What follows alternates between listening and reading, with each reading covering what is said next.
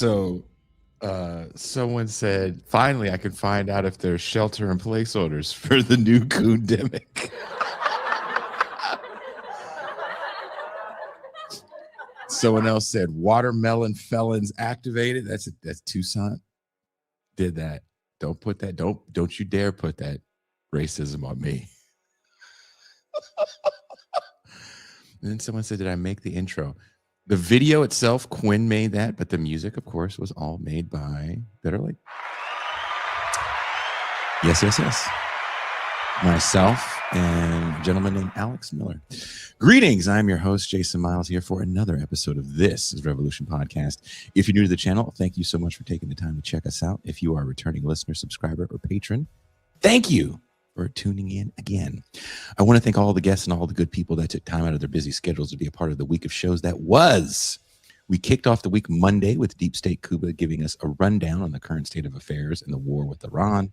Tuesday, I was joined by Professors Matt McManus and Andrew Hartman as we discussed Gabriel Rockhill's book, Who Paid the Pipers of Western Marxism? And boy, some people had some interesting things to say in those comments. You should watch that show and let us know what you think. Following that show, we had a bit of a more serious discussion in the Champagne Room where I totally called what recently went down with racist IRL streamer Chudd the Builder.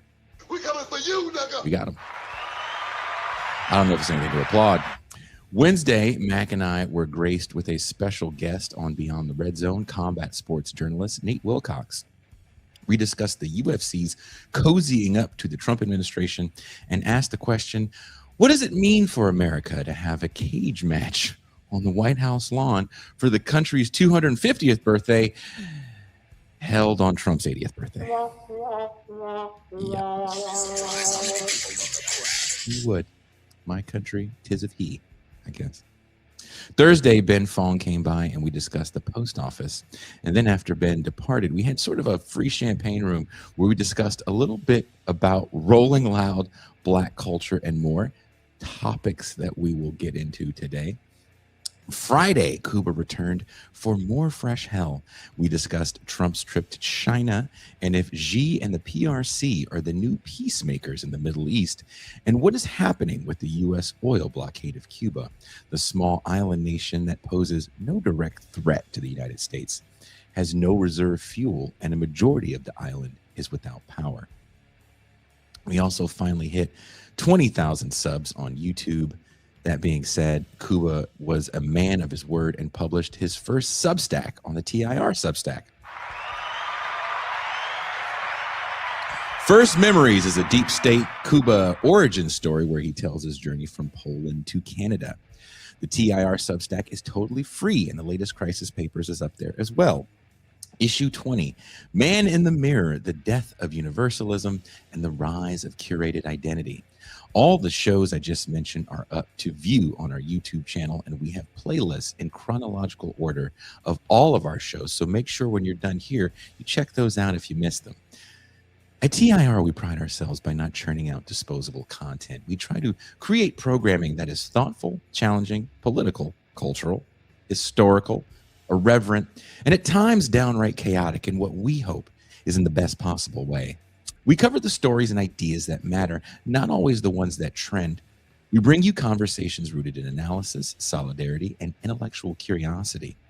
We do it without selling out to the algorithm and without trying to become another outrage factory. But we'll see what happens today. But none of this happens without you, the patrons, the supporters, the people who tune in, share, argue, question, and help keep this show alive. It is your contributions, large and small, that make TIR possible.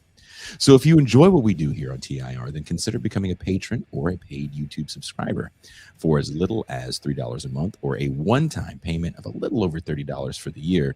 You can have access to movie nights, champagne rooms, the crisis papers, our new weekly newsletter, and you get the satisfaction of knowing that your small donation is a major part of keeping TIR on the air. Now, with all that out of the way, let's prepare you for the Coon-Demic! We coming for you, nigga. You having an unnatural allegiance to losers does not like you. Fuck right off, can't we? Recently on the show, we had a little fun at the expense of the performers at the most recent Rolling Loud Festival in Orlando, the largest hip hop festival in North America. This year's lineup was filled with rappers who have massive online presences and impressive streaming numbers, but who don't really perform or tour. They're viral sensations more than seasoned artists. Indeed, many of the Rolling Loud sets featured rappers either staring blankly into enormous crowds out of shock and fear, or flailing around in the Orlando heat trying to desperately get the crowd lit. Occasionally yelling over their own overdubs while their pre-recorded vocal tracks played in the background. While many people, including industry insiders, criticize these lackluster and visually embarrassing amateur performances, some of the artists clap back in the way inexperienced people often do when they've been exposed for their inability to deliver. Shut up, you're just old. But even younger audiences have started to notice something is off. One of the more controversial performers at Rolling Loud was someone we've shown before here on TIR, a rapper MT absolutely cannot stand, Too Slimey. He doesn't really rap so much as make noises over distorted, dissonant production. Watching Too Slimey perform or even listening to him in interviews feels like watching a parody sketch about hip-hop from a 1990s episode of In Living Color. And that's what so many of these performers seem to be, caricatures of what they think a rapper is supposed to be. Hyper ghetto in language, performatively ignorant, gang affiliated, excessively materialistic. It's as if they studied the history of minstrelsy and concluded, yeah, this right here, that's the formula. We'll sell that to them. There was a time when depictions like this would have been understood as degrading caricatures that no one would willingly embody for profit. But you don't need a psyop to create figures like Adam 22 and the chemically animated circus orbiting around platforms like No Jumper. You just need market incentives and people willing to perform for them. Cooning was once described as the projection of white anxieties about an increasingly industrialized and hyper-capitalist world onto Black people. Today, however, it often feels like those caricatures have been repackaged and reintroduced as the default image of authentic Blackness itself. In contemporary slang, a coon is usually understood as a Black person who has strayed from Black cultural orthodoxy in pursuit of white acceptance. Think Carlton Banks compared to Will Smith in The Fresh Prince of Bel-Air. But what happens when the inverse becomes true? What happens when exaggerated stereotypes become accepted as the most authentic expression of Black identity? In this episode of This is Revolution, we're taking a deeper look at what happens when the idea of unified Black culture gets filtered through a narrow and stereotypical understanding of acceptable Blackness. If minstrelsy emerged out of the fears and contradictions of industrial capitalist society, what then does this current Coon-Demic represent? How much of this is simply market logic?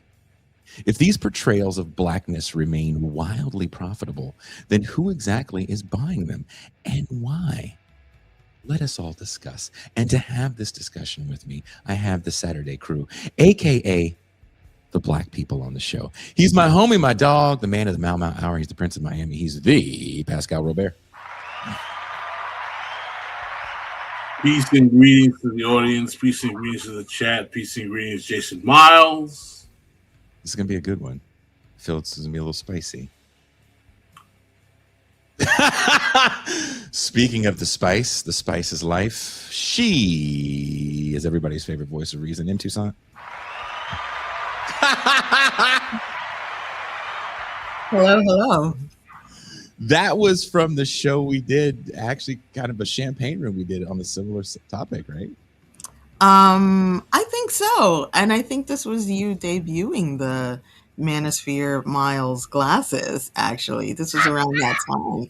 I just want to let people know Jason seems to get such a kick out of my Jason avatars because I will show up early to a show and have a whole conversation with him with my regular avatar. He doesn't see it until he puts me on screen in front of everybody. That's why he reacts like that. Yes, these are all natural reactions. There's some things we pre-write for the show. There's some things we do not. All of this is authentic. We've kept it real. Jason's keeping it real with Suns Out, Guns Out today. Look at that. Oh, Yeah. Wow, that's some muscle there. Yeah. Wow. Look at that. He's jealous. That's jealousy speaking. Don't let it creep in and get you, because you know. my Jason has sleeves. It's a weird day. It's hella ugly outside. Aw. Once I walk outside, it's going to be fucking 80 degrees. So, Of course. it's Mexico. Yeah, in my house. Let's start here. What exactly do we mean when we say Black culture? Is it possible for a culture this broad and geographically diverse to be reduced to one series of dominant aesthetics? Pascal, I'm looking at you. I think that there are, I mean, listen, I don't deny that there are Black cultures, but I don't think that there's just one. I think that there are various types of Black culture. I think it's regional. I think it's class-based. I think it's the notion that there's one universal Black culture, I think is really myopic. For example, I think that Black folk who go to Martha's Vineyard every summer, who are of the Black petite bourgeois upper crust, have a culture. I think that Black folk who are from New Orleans and Creoles have a culture. I think Black folk who are from LA and Compton, when it was still Black, have a culture. I think New York City Black folk from Harlem, who remember when Harlem was back in the day before, the Civil Rights Movement, had a culture. I don't think that there is one universal Black culture, but I do believe that there are multiple different types of Black culture. I think hip hop is a form of Black culture. But is it Black culture or is it American culture at this point? I don't think that those are mutually exclusive. I think that you can have it.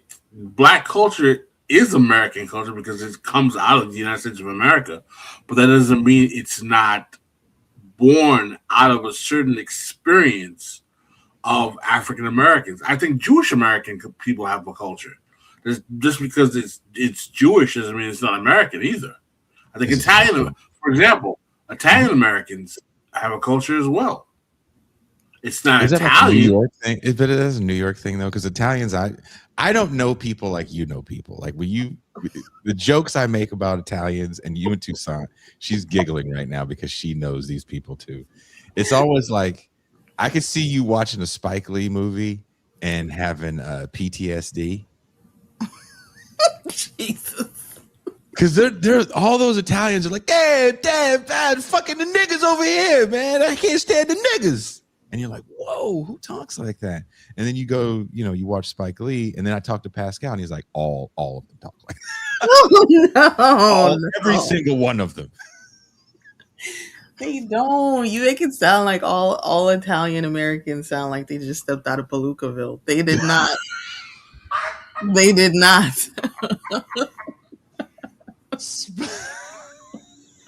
Were you around the good ones then, Toussaint? I was around the northern ones who were blonde. By the time Pascal got all the shitty ones, I refuse to believe it's just Pascal. He is not the only Black man from New York that has said that. He is not on an island here. But I think Pascal went to school in central Central Queens. Where'd you go? High school? I went to St. Francis Prep in Fresh Meadows. Fresh Meadows, yeah. That's more diverse than where Pascal is actually from. Yeah. Central Queens. And yeah, so it was more diverse. I forgot my point. Yeah, sorry. Once we started mentioning that's what's so funny about this idea. I don't think it's native to just Black people, because I think a lot of people are open to cooning. And in reading, can you pronounce his last name Roediger? David Roediger? Am I saying it right? Sounds like Roediger. David Roediger? digga, first name Rashida. After reading, there's a section of his book on whiteness that actually is a history of minstrelsy and cooning, which I'm not the biggest fan of the book, but I do think, and shout out to Touré Reed for insisting that I read that section of the book. The history of cooning is kind of a little complicated, right? It's even the term coon is about white people. I had only known that term as like an old thing that people don't say around black people. Then I went to Louisiana. It is a common word people throw around in South Louisiana, and it does refer to white people still. Part of even minstrel shows was to shit on aristocrats. All that's gone at this point now. So is there an Italian cooning that goes on as well that you think, Pascal, where these Italian guys kind of do it up a little bit? Like, hey, a mafia, my uncle's cousin was everyone acts like a Sopranos character. Yeah. Yeah. Well, can I interject? There was a phenomenon where apparently Italian Americans, in fact, Italian American mobsters, would watch these mobster movies and then start to dress like the guys in the mobster movies. So they didn't necessarily dress a certain way, but then they watched movies and then sort of mimic the movies, which is a very weird thing to do. But I don't know if that would be considered some kind of cooning. Tracksuits. It feels a little performative, no? I mean, maybe everyone can get performative. Go what off. aspect of urban life? What aspect of urban life isn't a little performative? I mean, the personalities that come about in that kind of working class milieu can be a little exaggerated across the board. But to answer your question as to whether or not it's an Italian American cooning, I think that there are many more middle class, educated, refined Italian Americans who take umbrage with the way they are depicted in shows like The Sopranos. Remember, when The Godfather first came out, Italian Americans were protesting. They were afraid that there was going to be a very, very negative depiction of their culture, that they were going to be deemed as these kind of degenerate underworld figures. So they protested. So there is a very conscious awareness amongst a certain class of Italian Americans that they do not like these kind of stereotypical kind of, hey, Goomba, get out of here type of... I was going to continue, but then I was like, nah, let me chill. Hey. I'm going to get really lit during this show, I think. I'm sad that you guys were just walking down the street in your, Sunday best, like good post-civil rights black people like yourselves did. And as you're walking down, hey, look at that nigga broad. Look at that Moulinian broad. Hey, yeah. I gotta be honest, I don't think I've ever met an Italian American that sounded like that in my life. And they're throwing gabagool on Pascal's head, and his mom is like, "It's okay, baby. We shall overcome." And why do I sound like an old black American woman when I'm from Haiti? Interestingly, I went to see a medium, a psychic, and she was channeling my dad, but she made him sound like Danny Glover in The Color Purple.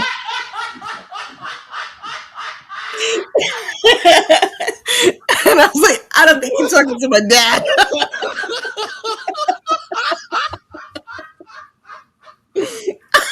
I think you're talking to somebody else.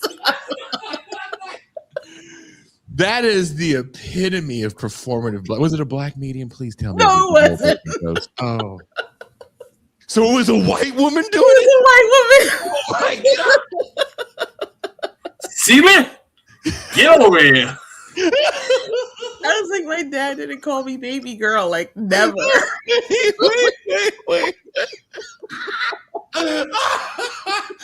I'm all thinking this show is gonna be serious. Fucking No.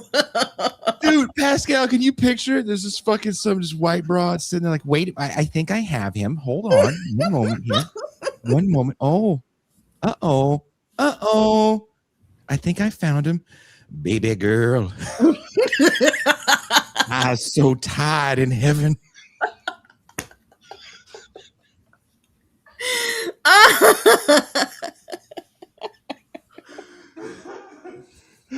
She tried. Why did you tell Harpo to beat me? Oh my gosh, Haitian men never say baby girl. Was Robin D'Angelo really?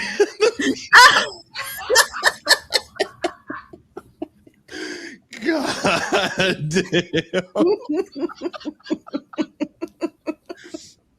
Drea says, Jason, picture me telling MT with a little medium hat, like when Carson did Karnak. Sure, I'm a medium. Did you pay at the front? Right. Okay, I hear your dad.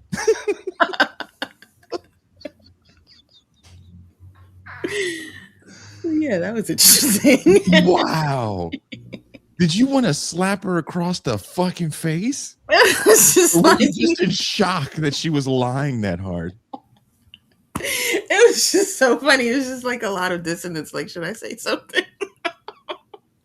I don't know who you contacted, ma'am. I'm not sure. Remember when I would tell you to get a switch to beat your sister with?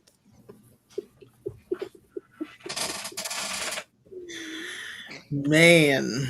Oh my God. Why did you do that? Why did you do that?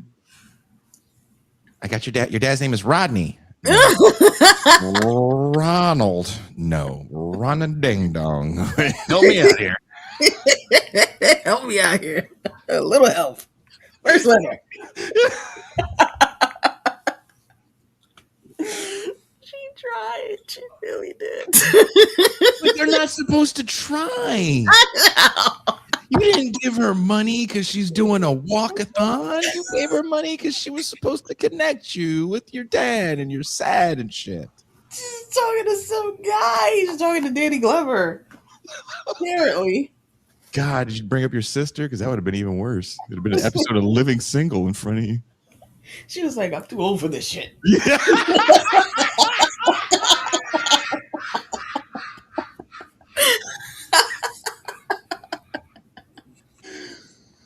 Woo. God damn. Like, what do you do? I'm serious, man. Look, my ex-wife, I feel comfortable saying this because it's been like 20 years since we've been divorced. She would talk to, I don't know if she still talks to a medium. She would talk to a medium and the medium would record the conversation.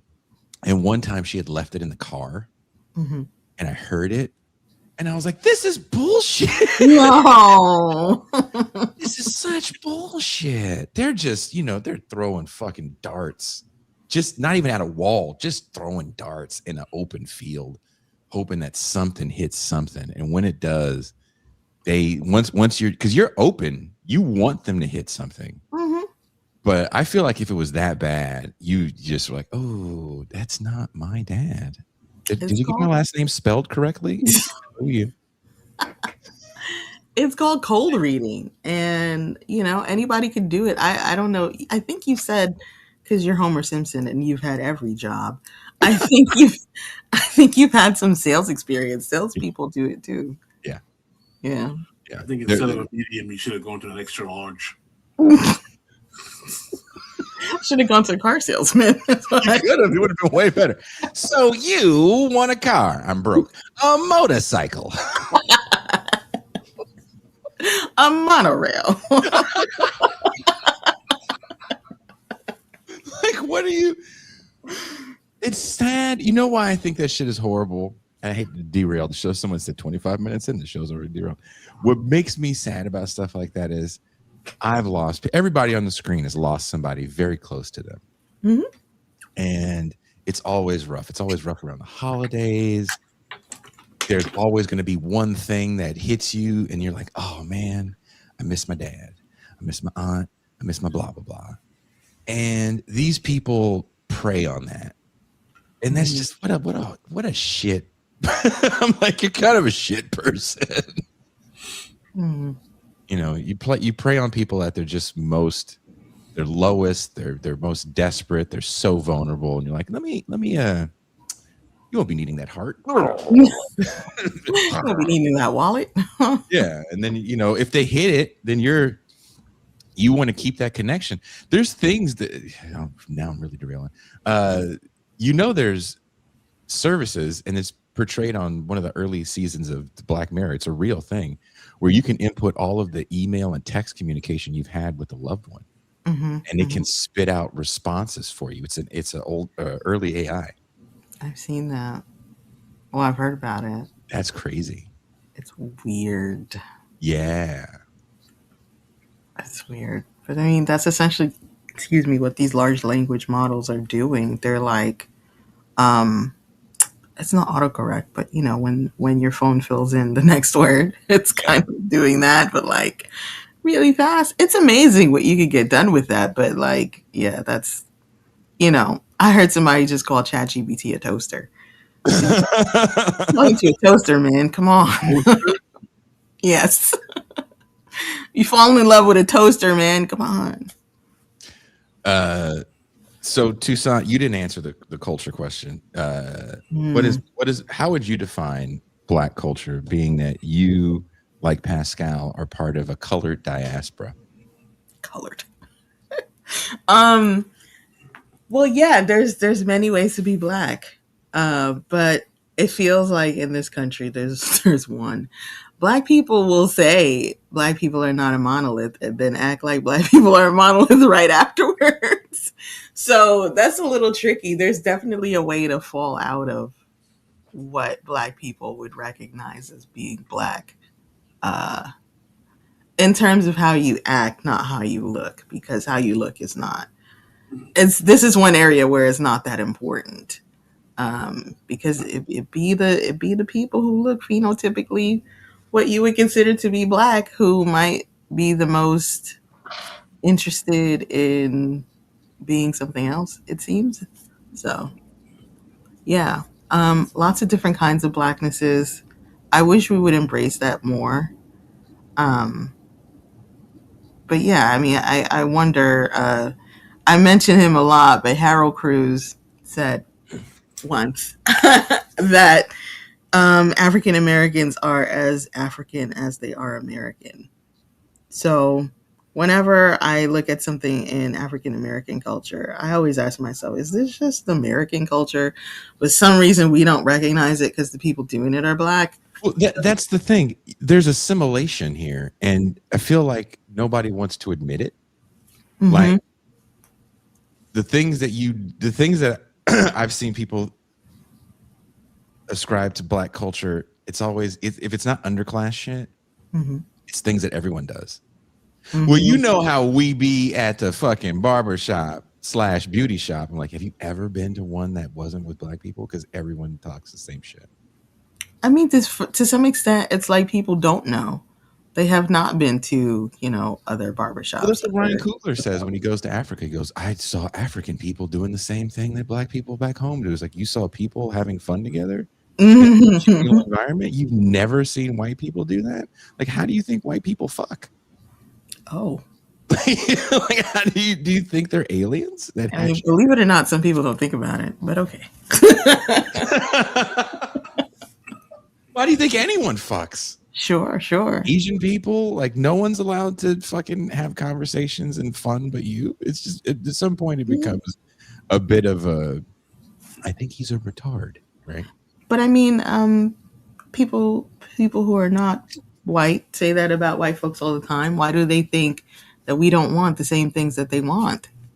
And maybe that's just like how identity politics works in this country.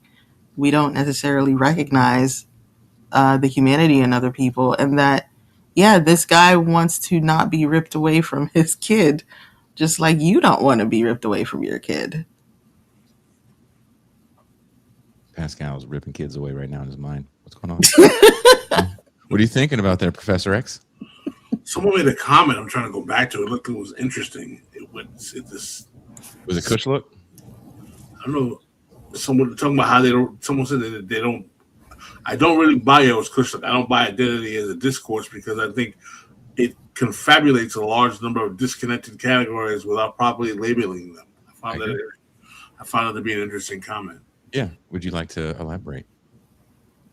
Well, I don't know if I can elaborate for Kushlik, but not buying identity. I don't know. I've been thinking about this a lot lately about how I don't think we can totally deny identity because the first prism through which people view themselves is their identity. You don't come out of high school saying, I identify as my class. You say, I identify as my whatever I was raised to be. So even though as people who are on the left, we try to look at the contradictions of that and try to get people to understand that how they relate to the actual political economy will have a more significant effect on their politics, more so than their identity. I don't think we should completely come to a point where we say identity is a fiction. I don't think it's so much of a fiction as I think sometimes it can become an obstacle to a more, shall we say, effective way of basing your politics. But I also find that the tendency on the left to be like, oh, all identity is, we need to poo-poo identity completely. I think that can be somewhat reductionist in some ways as well. I don't know that that kind of identity is the first way a person sees themselves, but also I think that it's given to you. So I used to always joke that if I mess up something that I say, I used to say, well, English is my first language, but actually, maybe 3 or 4 languages were my first language, and then the other ones dropped out. And I doubled down on the English. So I wonder if it's sort of the same with identity. A lot of things are given to you at once. I mean, when you were a kid, they let you know eventually that you were Black, but you were also Haitian American. You were a Robert. You were a lot of things at once. But I think maybe there's an emphasis put on it. Maybe in this country. I'm sure in other countries as well, but I mean, the United States treatment of race and ethnic identity, I think, is pushed to the front at some point. Right.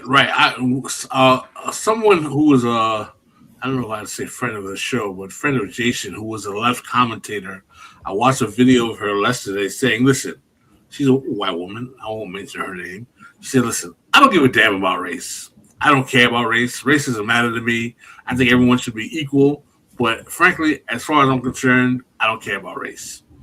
And I think I can understand the sentiment in some ways, but I think also to be someone on the left who is supposed to be rooting their politics in the material conditions of those who are ill affected by capitalism, to say, I don't care about race at all, God, to hell with race. I think you're playing fast and loose with something. That's like saying, I don't care about gender. I don't care about sexual orientation. I'm not saying you should root the politics in that, but to say you don't care about it also comes to a point where you're saying that you're denying that capitalism affects people because of those identities as well. In other words, what I'm trying to say, maybe in an eloquent way, is that I don't think that we should obsess about idiosyncratic identitarian difference, but I also don't think we should diminish that capitalism uses those differences in a way in which they can do harm to various different individuals. Are you following what I'm saying, Jason? Do I sound a little off to you? No. Because that's one of those lanes that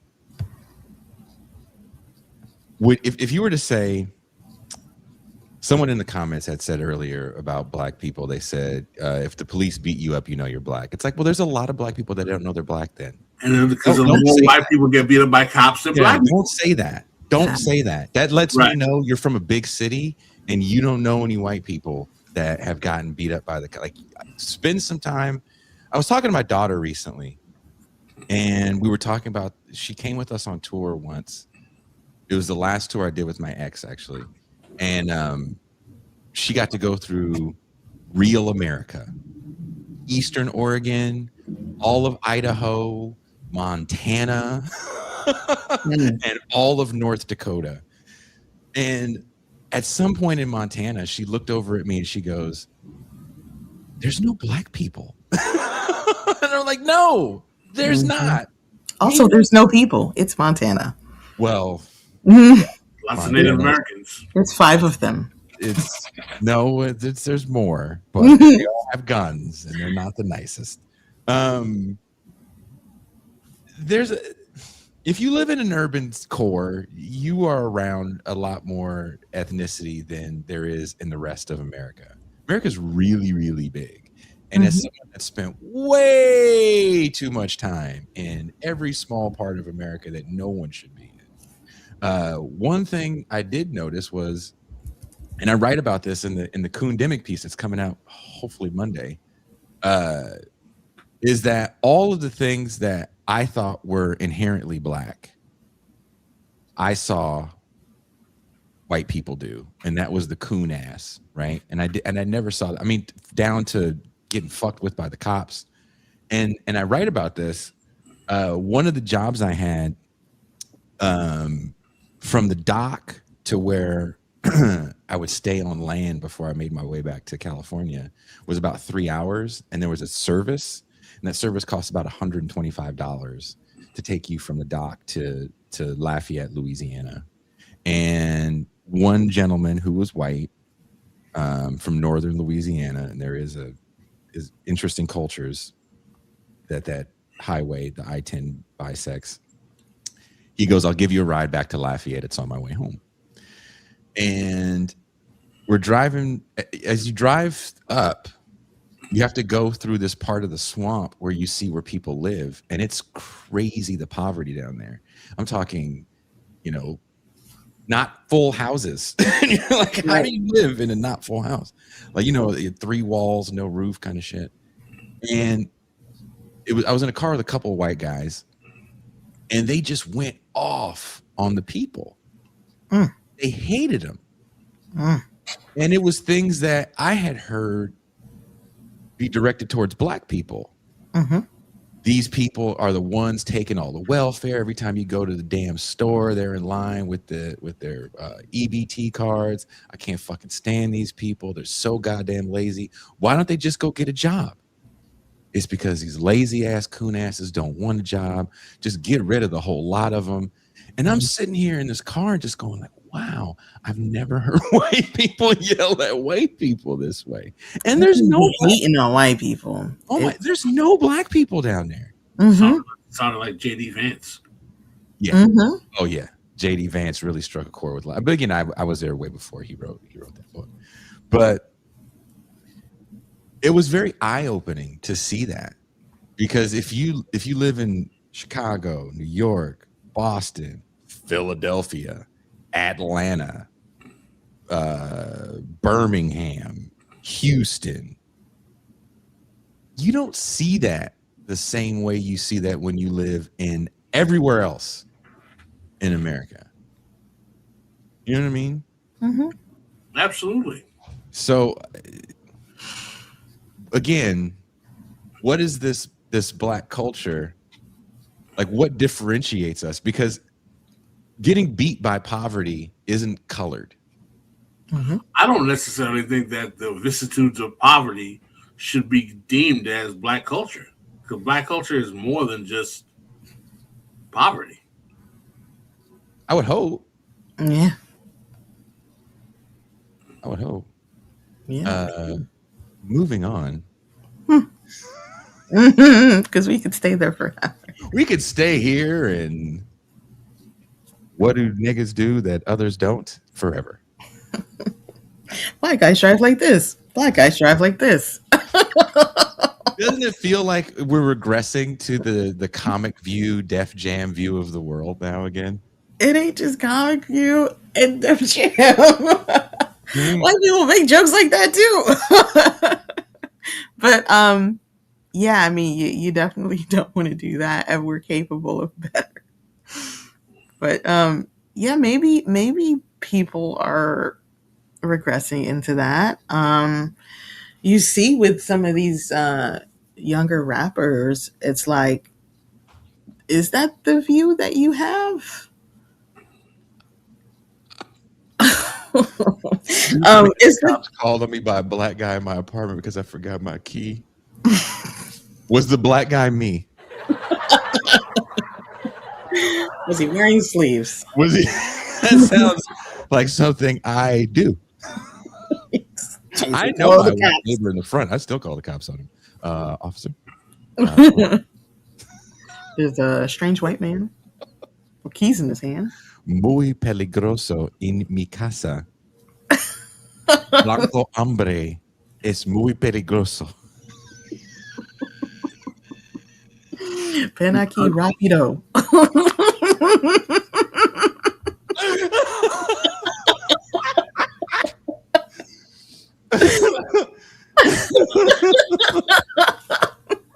Political Pain says, did you guys see the roast of Kevin Hart? A lot of tone deaf shit around class, not to mention race.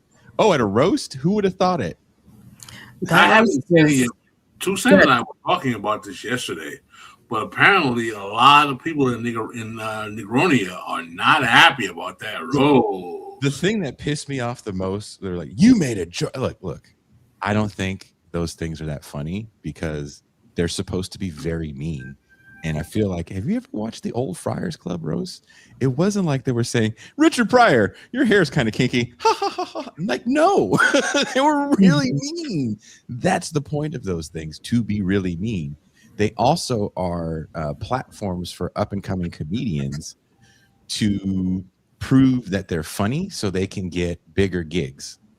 So, you know, if it's Kevin Hart, if it's Flavor Flav, Marshawn Lynch, they're going to say crazy racist shit, and it's encouraged.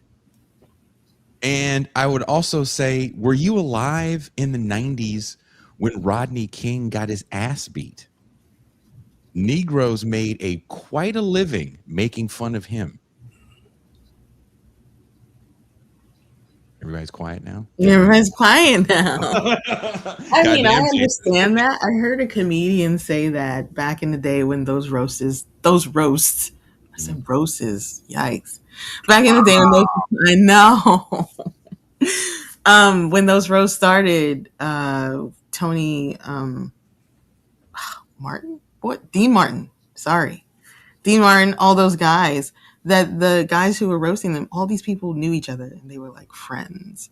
And that maybe something is sort of lost when these people don't seem like they were all friends. Or maybe more of this comedian is up and coming, let's slide them in kind of thing was going on. I don't know. Tony Hinchcliffe is established, even though he's not funny. He's established. And and some of those people don't like each other.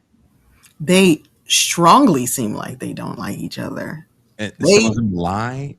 Speaking of Coon time, there's a comedian, and I want to address this to the negress in the room. What did I do? You didn't do anything, but you had brought to Pascal and I's attention a couple weeks ago. You said you didn't like what's that black woman's name? Tiffany Haddish. Oh yeah. Tiffany Haddish. She wasn't there. I don't think she was there at the room. She was there. Oh. And when a comment was made by Tony Hinchcliffe, the Tony Hinchcliffe joke, Tiffany Haddish, who you say is N-word time all the time, right? She's shaking and she's doing a Charleston in front of the camera. And you said all she has is kind of the niggerness. Right? Ghetto black girl, ghetto black girl, ghetto black girl. Maybe ghetto black girl is better than saying niggerness. I'll try that next time. But So Tiffany Haddish is being interviewed about the Kevin Hart roast on some sort of red carpet. And she goes, in her black girl way, I wasn't there because I had to pee. And I was like, when she said that, I was like, damn, Toussaint, and the way she hits the nail on the head, it's very Karate Kid-esque. She just, just sand the floor. She blocks everything. She punches so precisely. And someone cut into her going, I had to pee. So I had to leave because them people was taking too long. And black girls got to pee. I think everybody has to pee. Black yes. Have a monopoly on urine. But someone cuts in a photo of her tapping dude on the back. Like, oh, good comment. That's funny. She was lying. She's lying. What? Yeah. She was trying to escape having to be accountable for the actual comedy by saying she had to go pee. Yeah. They were shitting on Chelsea Handler for being a Zionist, and Tiffany Haddish is a big Zionist. She is. They were getting on people for a lot of stuff. Alcohol's flowing. I'm sure everybody's. My brother. My brother watched it, and he actually told me he wanted me to watch it because he didn't find it funny. And I was because he's not really one of these kind of like race reductionist, sensitive type guys. But he was the thing that offended him the most. He said he was tired of hearing people making jokes about Kevin Hart's crackhead father. I mean, I was like, damn. He was like, I was like, all these jokes about my man's crackhead father. He's like, this shit kind of got on my nerves. I was like, okay. I was like, interesting. Cat Williams was there. Cat Williams and Kevin Hart don't get along. No. They apparently, allegedly seem like they made up. Some people said this was Cat Williams making his sacrifice to the Illuminati. That's what he gets for lying all the goddamn time. Trying to get back in good with, by going through Kevin Hart. Like, look, you want to know what a roast is at this point? There's going to be some black people there. And if the roast is for a white person, then Snoop Dogg is going to be there because he's everybody's black best friend. And there's going to be white women there that are comics, and they're going to make jokes about black dudes and illegitimate children and how they can't fuck them because it's bad for their either business or credit. And that's kind of it. That's all you get. It's so unoriginal. This special was scripted, though. They had writers. Kevin Hart actually edited a lot of jokes out. I saw some of the jokes that were edited out. They weren't that funny. Oh, boy. What was this whole thing even supposed to be? For the people that I heard did the writing, included the black dude, David, whatever, that we hate. Oh God, what is that black guy's name, Pascal? Rogansphere comedian, black guy. Rogansphere comedian, David something. He got the big lips. He's a big black dude. He got interviewed by big lips, the wide nose, the kinky. His skull is about 16 inches. David Lucas. David Lucas, thank you. He's frequently on Kill Tony. Of course he is.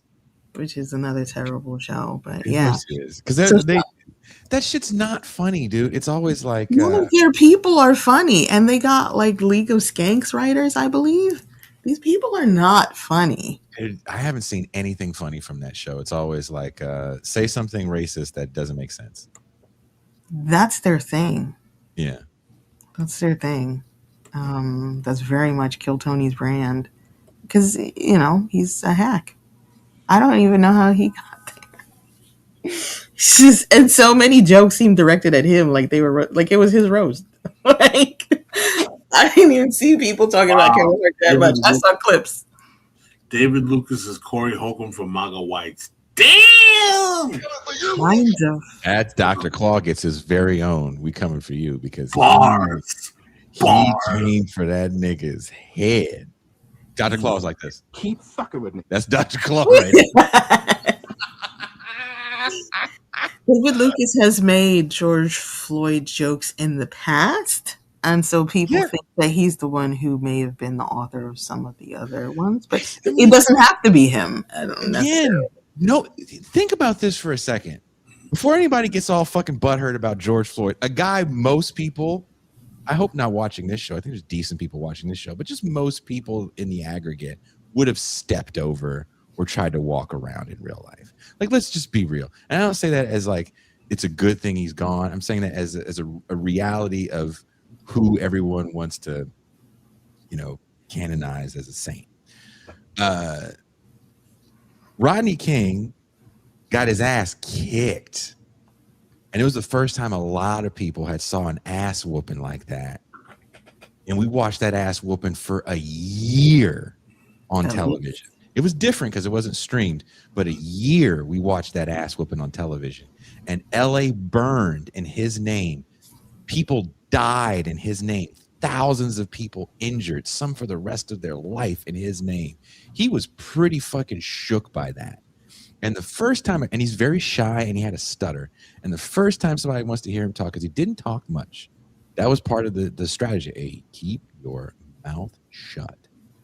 They put a camera in his face, and he had just seen people die in his name. And for the most part, all he could say was, maybe we should all get along. Everyone was sitting on the edge of their seat waiting for him to have some sort of MLK-like speech. I don't know why.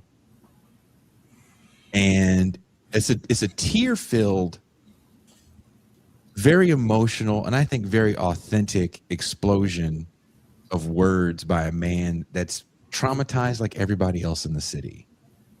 But the reaction to that was, fuck this dumbass nigga, man. That was everybody's reaction.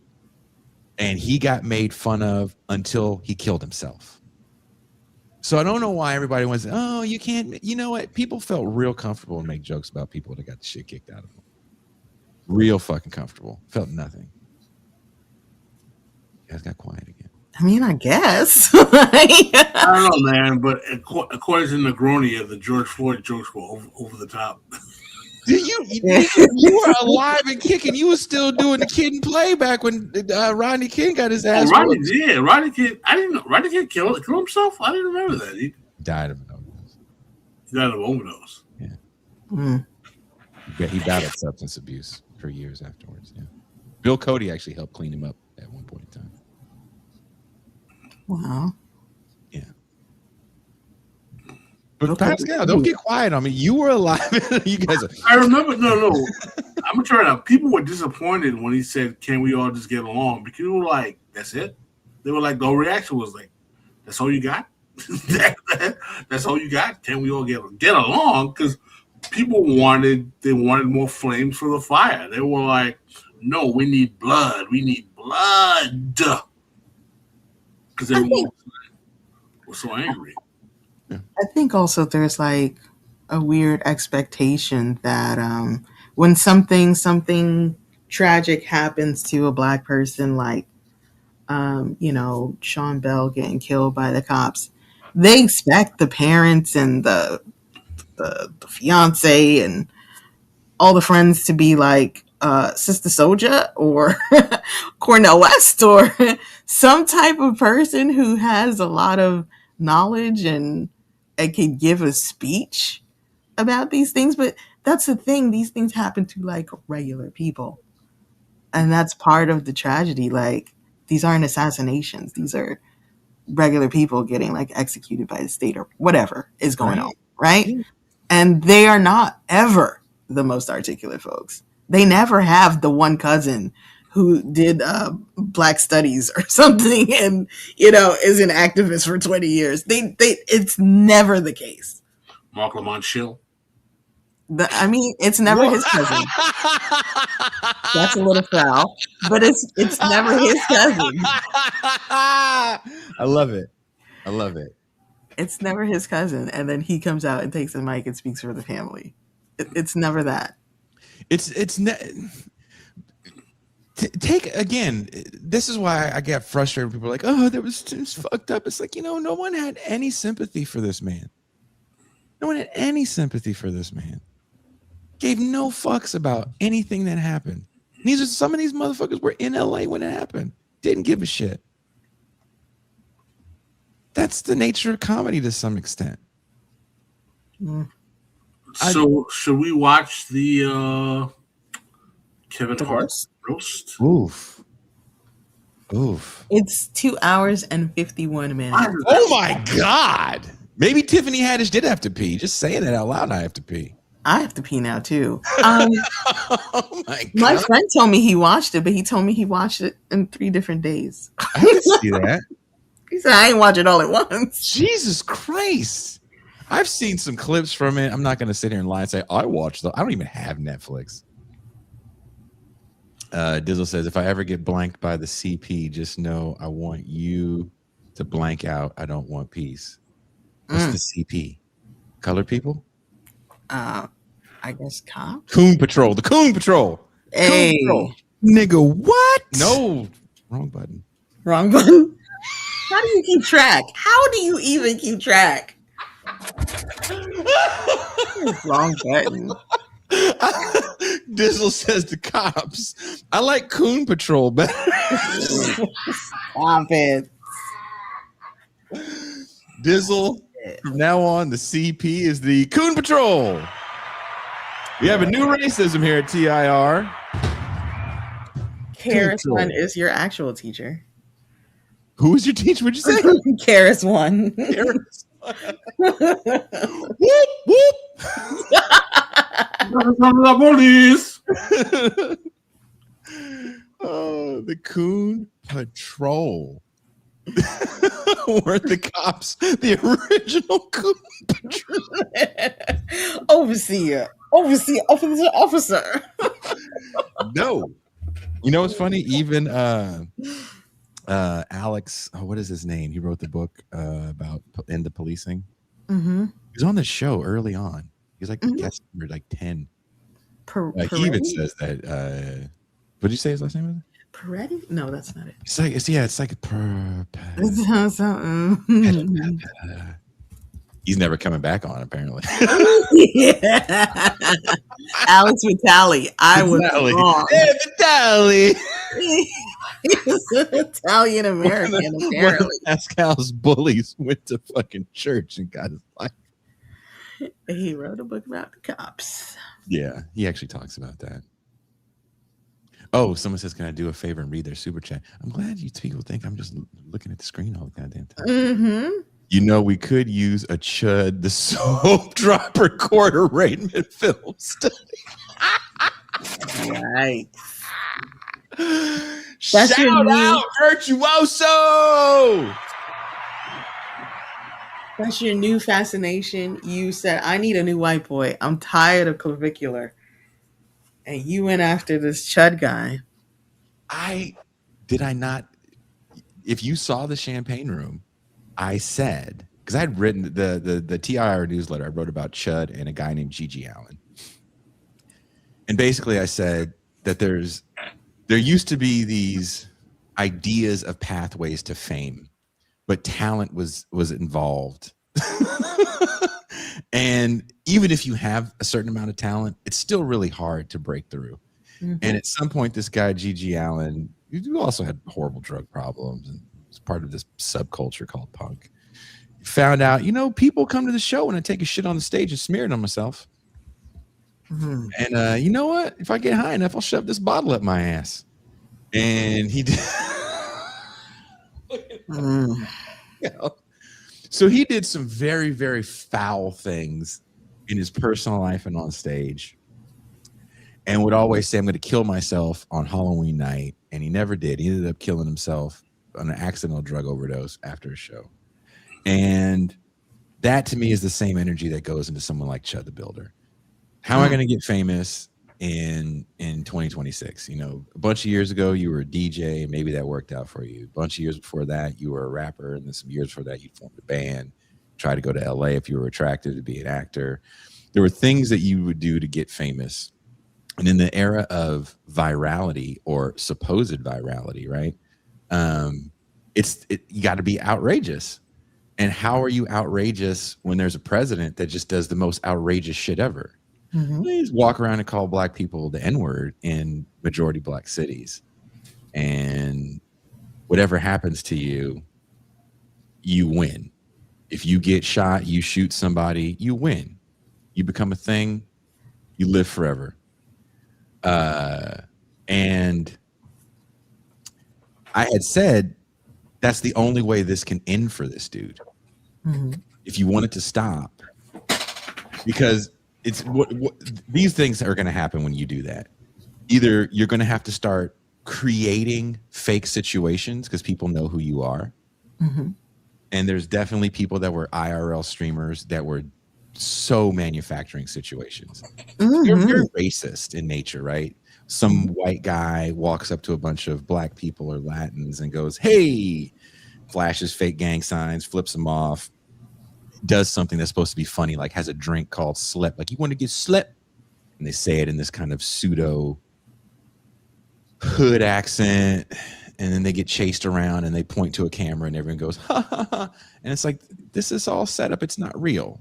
Because you can't point to a camera and make me not want to kick the shit out of you. Oh, it's a joke now? It's funny? No, I'm going to beat the shit out of you because it's a joke. I'm going to beat the shit out of you because it's a joke. Right? So I don't want to be joked with. One of these IRL streamers did that. Can't remember what city it was, but it was open carry city. He was fucking with an Uber driver. And the guy pulled out a gun and shot that guy in the stomach. And I'm sure there's some people that thought that would be the shot heard round the bow that would make people go, okay, maybe we have to stop doing this. But no, Of course that not. guy was nobody. No one knew who he was. He got shot in the stomach, and for 5 minutes, people cared. But if all you got is walking up to black people and going, nigger, you don't really have much. Damn, Pascal had enough. Well, to be fair, he doesn't just yell nigger. After he yells nigger, he yells, don't chimp out. Don't chimp out. Yeah. He provokes, right? We admit he provokes people to no end. And you can't really win with that. If you leave, you're a pussy. If you acknowledge what he's doing, you're a chimp. And he was doing that to these guys who weren't raising their voices. And eventually he got shot. Or he didn't even get shot. He got beat up. As he pulled out his gun that he keeps on his person, he shot himself in the leg. No. Yeah. And he shot. And the whole thing was, if you watch the video, he's saying, I'm not going to deal with you around these kids. Let's go over there. And like, he knew something was going to happen. And so eventually these guys come after him. He shoots in the direction of children. Keep in mind, you know who broke the fight up? Bailiffs. You know why bailiffs broke the fight up? It happened outside of court where he had just been arraigned on a dine and dash. Dine and dash. So this dude is kind of king idiot. And the judge is like, well, $1.25 million bail. And you see this dude just drop like, fuck.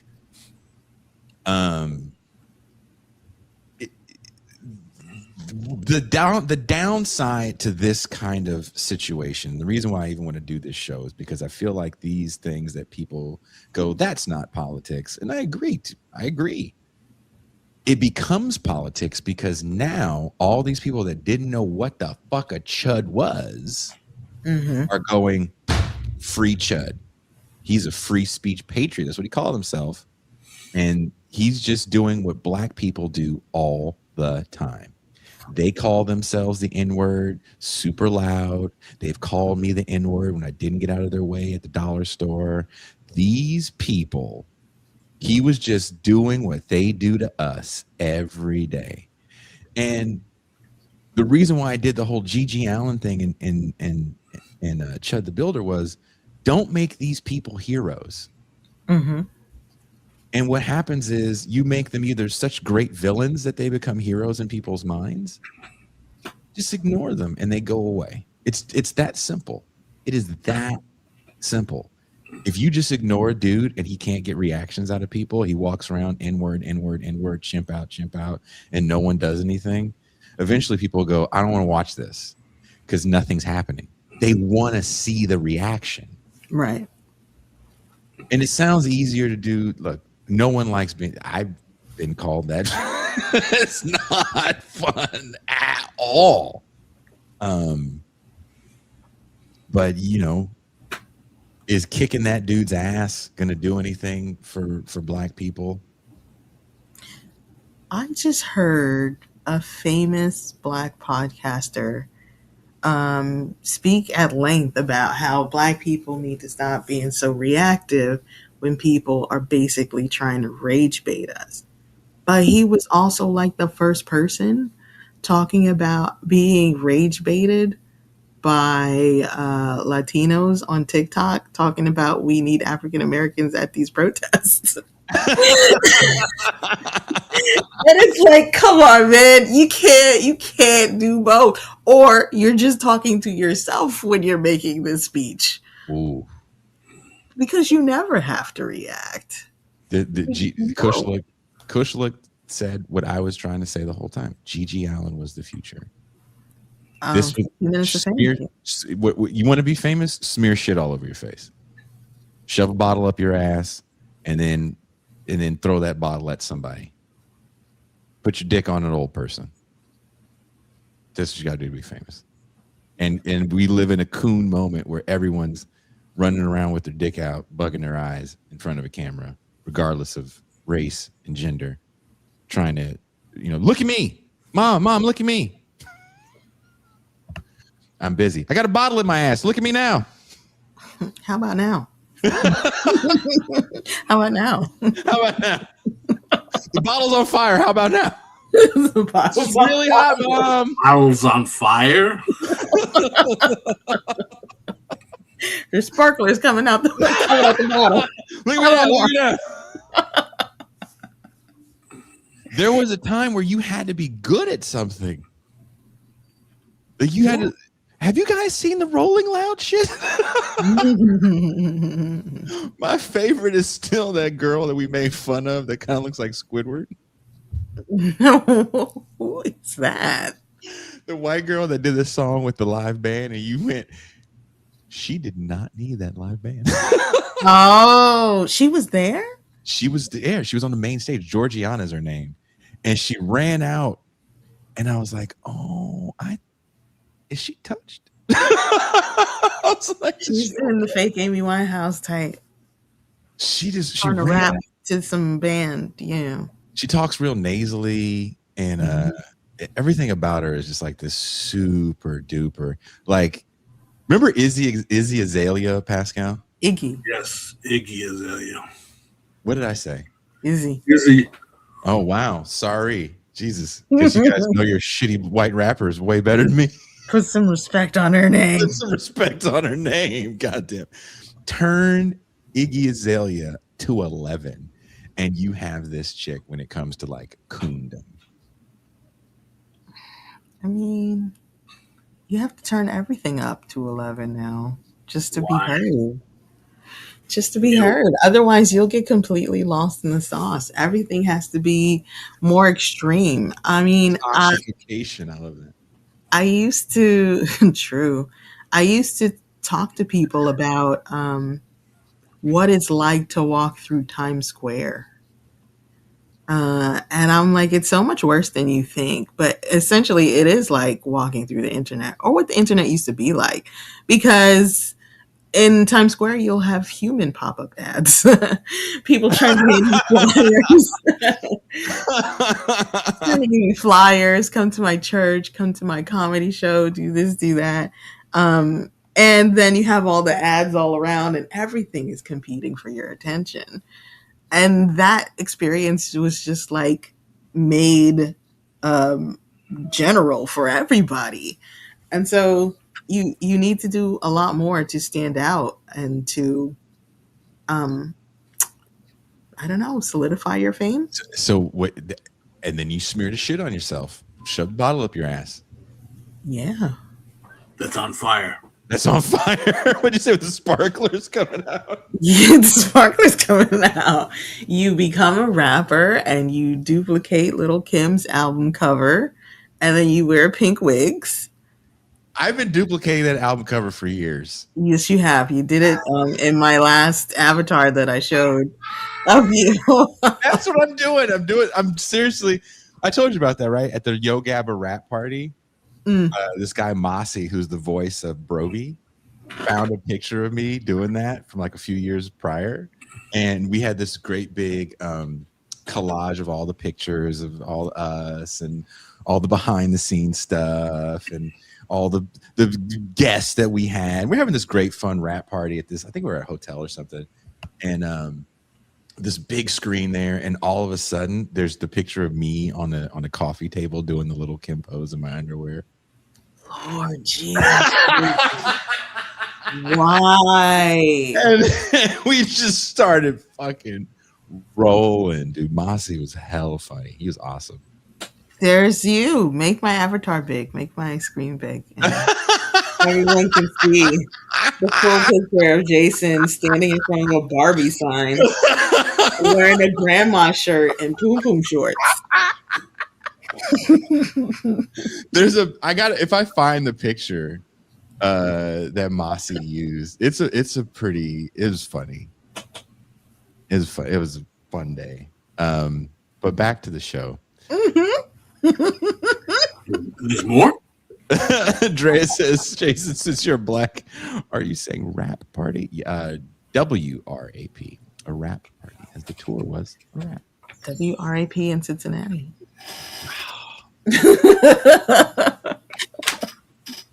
Hey there, since you never wondered.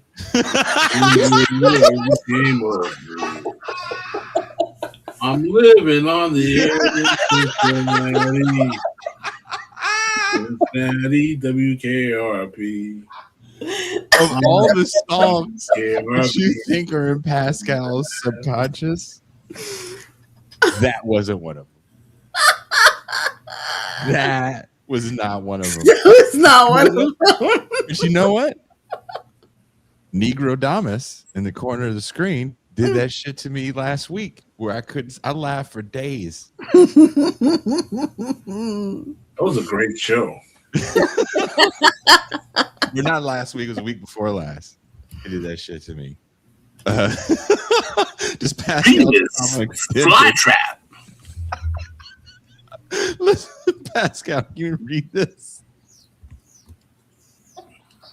Italian Puerto Ricans, this is another 20% view like New York City. Italian Puerto Ricans are cool. Yeah. I've met some Italo Dominicans too. They got salsa in their pasta. Damn. Just the racism on this show.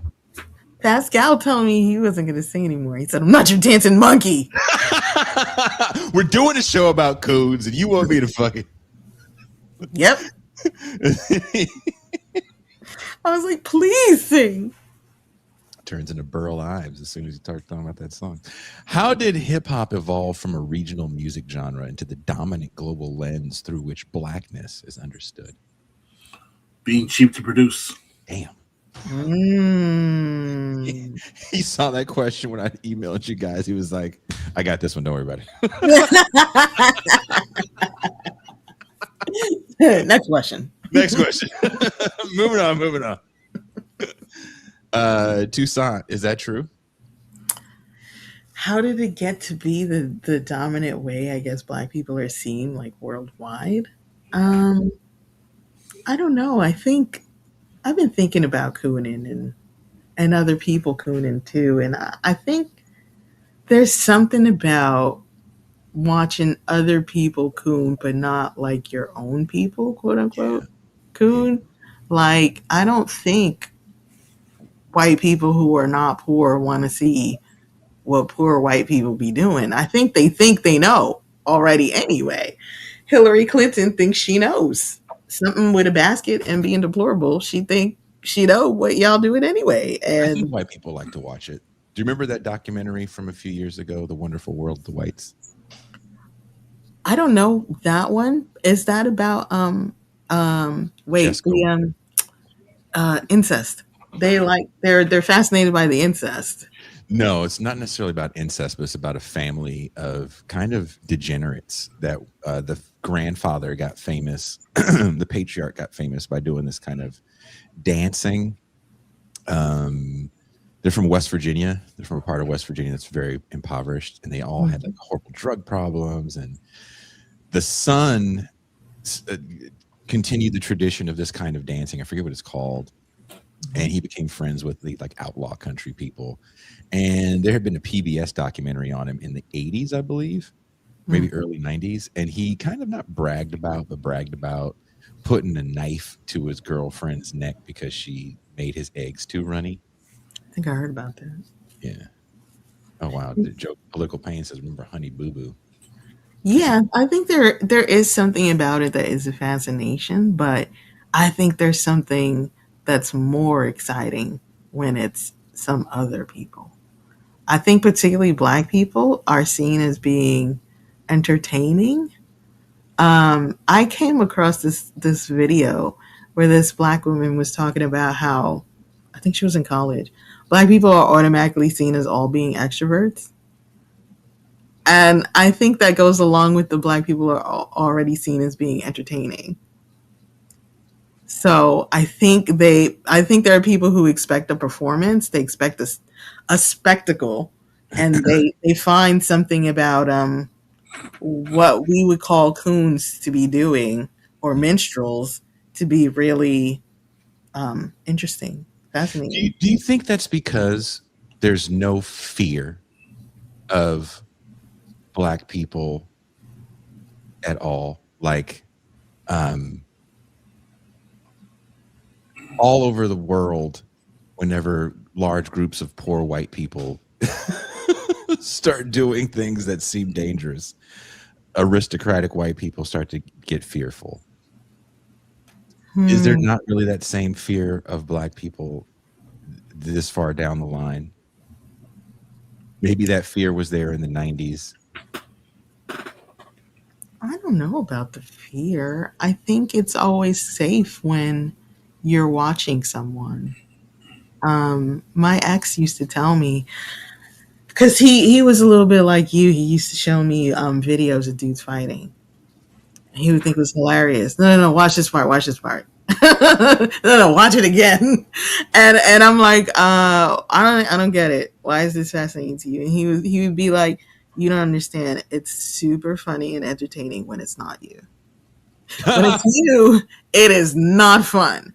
But when it's somebody else, so I think that if there's a fear that something might be coming for you, watching it happen to someone else is gonna be maybe entertaining. I don't know.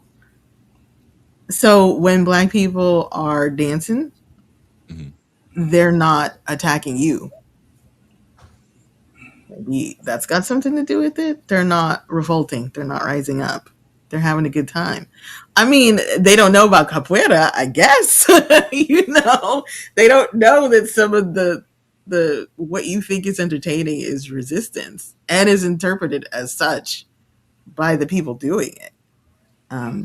That level, I think, is lost on a lot of people. Every time I write coon in YouTube, they're banning they're rejecting the comment. Ooh, they know what it means. They rejected my coon, but Dizzle wrote cooning and they let his coon stay. That is so fucked up. They don't like your coon. They don't like my coon. Racism. There you go. That's what it seems like. You want to know what it looks like? That's what it looks like. It's and it lets me know they're suppressing this. Dizzle said, I know Black like you. And they registered that. And so they let him say it.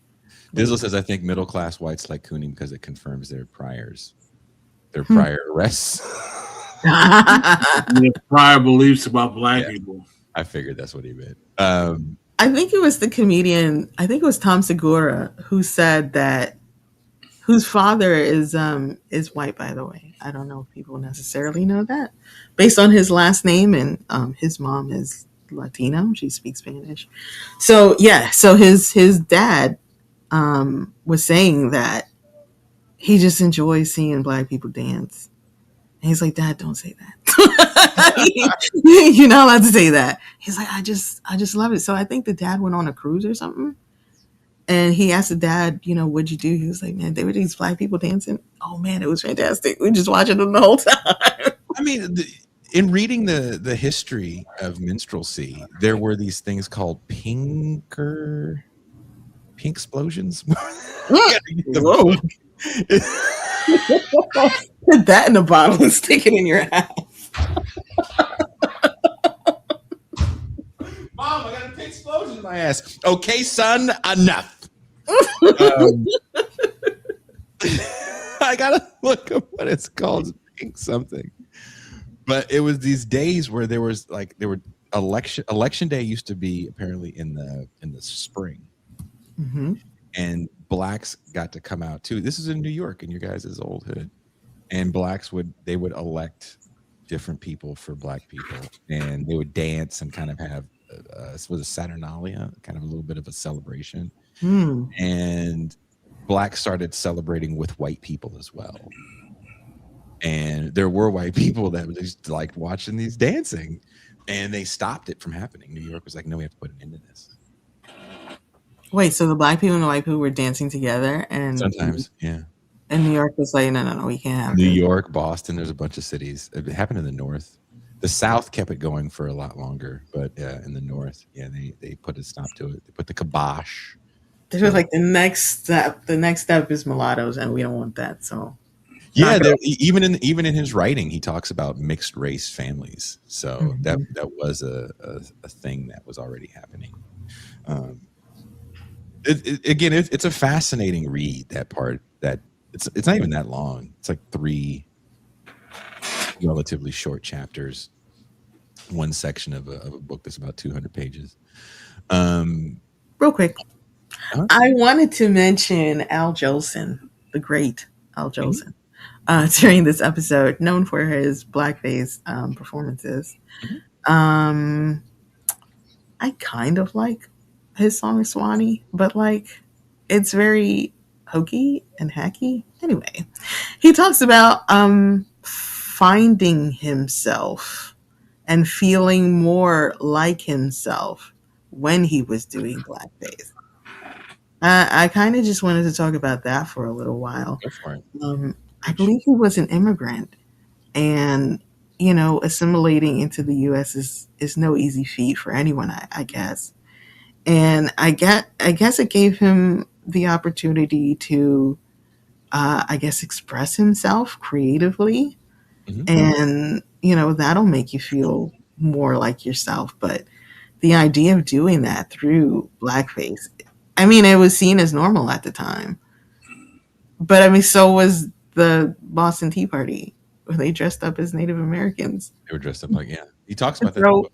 To throw British tea into the water, and they were British too. Hey, why would you do that?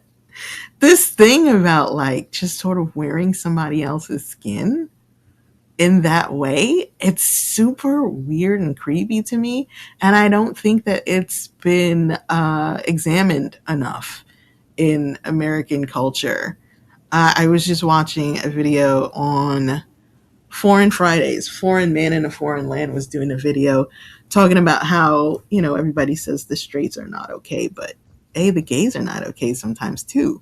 So he was going into beef that a lot of these lesbian creators were having with each other. And they wandered off into the topic of white lesbians dressing like black men in order to, I don't know, I guess, feel more like themselves, express some side of themselves, like Billie Eilish dressing like Soulja Boy. That didn't even make no sense how big her clothes were and how recent that was for her to be dressing like that. That was the style, though. No, she made the style. No, I don't think she started it. I don't think other people. I see young people here, and I have seen young people here do that for a minute. In the super oversized Soulja Boy, tell him Superman that hoe swimming in the t-shirts. Yeah, well, especially young ones like that, junior high, like 8th to 9th grade. I want to get an XLT. Like 3 apples high. Yeah. Apparently, yeah. This is Billie Eilish dresses like the brat. This is She's so funkified, right? Yeah, this is a phenomenon with young white lesbians. They dress like rappers to, I don't know. How do we know that they're not trying to dress like black lesbians? Ooh, Um, stud. Maybe it's an imitation of stud culture. It's not necessarily seen as that. Maybe we need to hear from them more to find out where this is coming from with them. But I think that Stud. there's sort of, if you want to, and I don't know why they're doing this, but if I would think you're trying to express your masculine side, maybe you would adopt what looks like hypermasculine. What that is the idea of black men who are in hip hop culture. So maybe that has something to do with it. Are we still under the assumption that only black women can be studs? That is what I've always known to be true. I think some Latinas are allowed to be studs as well, I but think everybody can stud it up. it's apparently a culture, and that's what they say. It's specifically black, though. I ain't gonna be the one to tell them it's not. I ain't make it. So what's Why a bulldagger? I'm sorry? Yikes. Bulldagger that will be considered an offensive term. A what? Amen. A what bagger? Don't repeat it. Blue bagger? None of us are qualified to give you gay culture 101 here. What is a blue bagger? Boo bagger? That's not what he said. What did he say? I want to know. He said chubby steel. Come on. Now I'm going to find out the hard way. It'd be like a scene in Penitentiary. Yikes. Oh, Pascal just put it in the private chat. Yeah. Oh, yeah. You cannot say, considering all the words we say on this show, I feel like that's the word where the patronage just drops. Yes. Yeah, can't do that one. Kush said that's a fun one. Maybe we'll get someone on who can. Oh God, maybe we'll get one of them on. Who can speak to that on? Sounds like a white show. Maybe we'll get a black guy on here to tell us about N-words. Oh, what does that mean? Well. To what extent are artists simply responding to market demands versus actively shaping audience expectations? I think they're respecting more of market demands because that's where the money is, man. But there's a relationship between both, though, right? Yeah, there is a relationship when you're creating, let's say music, for example. If you're creating music, especially a music where you're probably not playing in big arenas, or even if you are playing in big arenas, you know that there's a part of the song you want where the audience, you want them to sing along, and that's going to be fun to perform. It's, the song's going to do well when you do that. I like heavy music. When Max Cavalera and Sepultura wrote Roots, he said, I wrote it for big soccer stadiums in Brazil because I knew when I wrote that riff, the whole stadium would bounce up and down, would jump.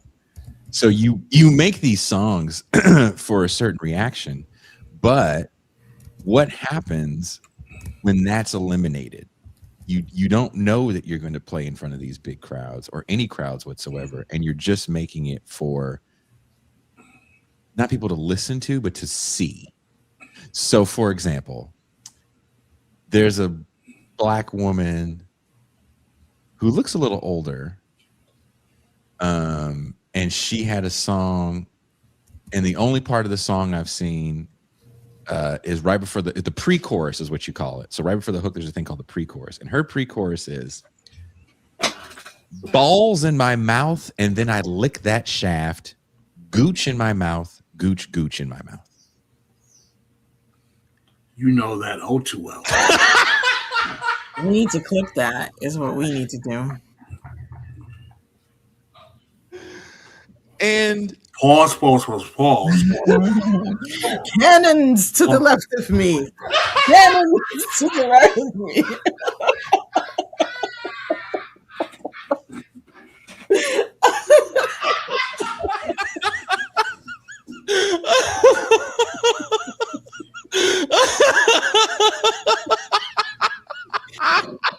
someone says, beg your pardon. There was an episode of Married with Children where somehow Al ends up at a poetry reading. I think some feminists took over at some bar or something. And there's this overweight white woman reading a poem about her eggs. My eggs, my eggs. My eggs, my eggs. Someone says, how does that go again, Jason? I can't play the song to pull the show down. But again, the pre-chorus is balls in my mouth, and then I lick that shaft. Gooch in my mouth, gooch, gooch in my mouth. Pause. No pause. So when and she's in a bathrobe and her hair is tied up and then the microphone's hanging out of the sky because that's just how microphones hang for some reason in hip hop now. And I saw that and I was like, this is stupid. Because this isn't the kind of song that people are going to say. Nobody's going to be in the club, gooch, gooch in my mouth, gooch, gooch in my... No one's going to do the gooch in my mouth dance. It's just not going to happen.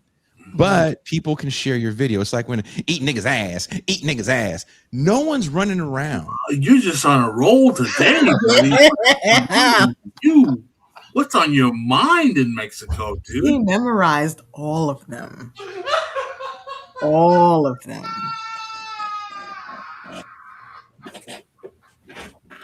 Gucci man in mouths and whatnot, man.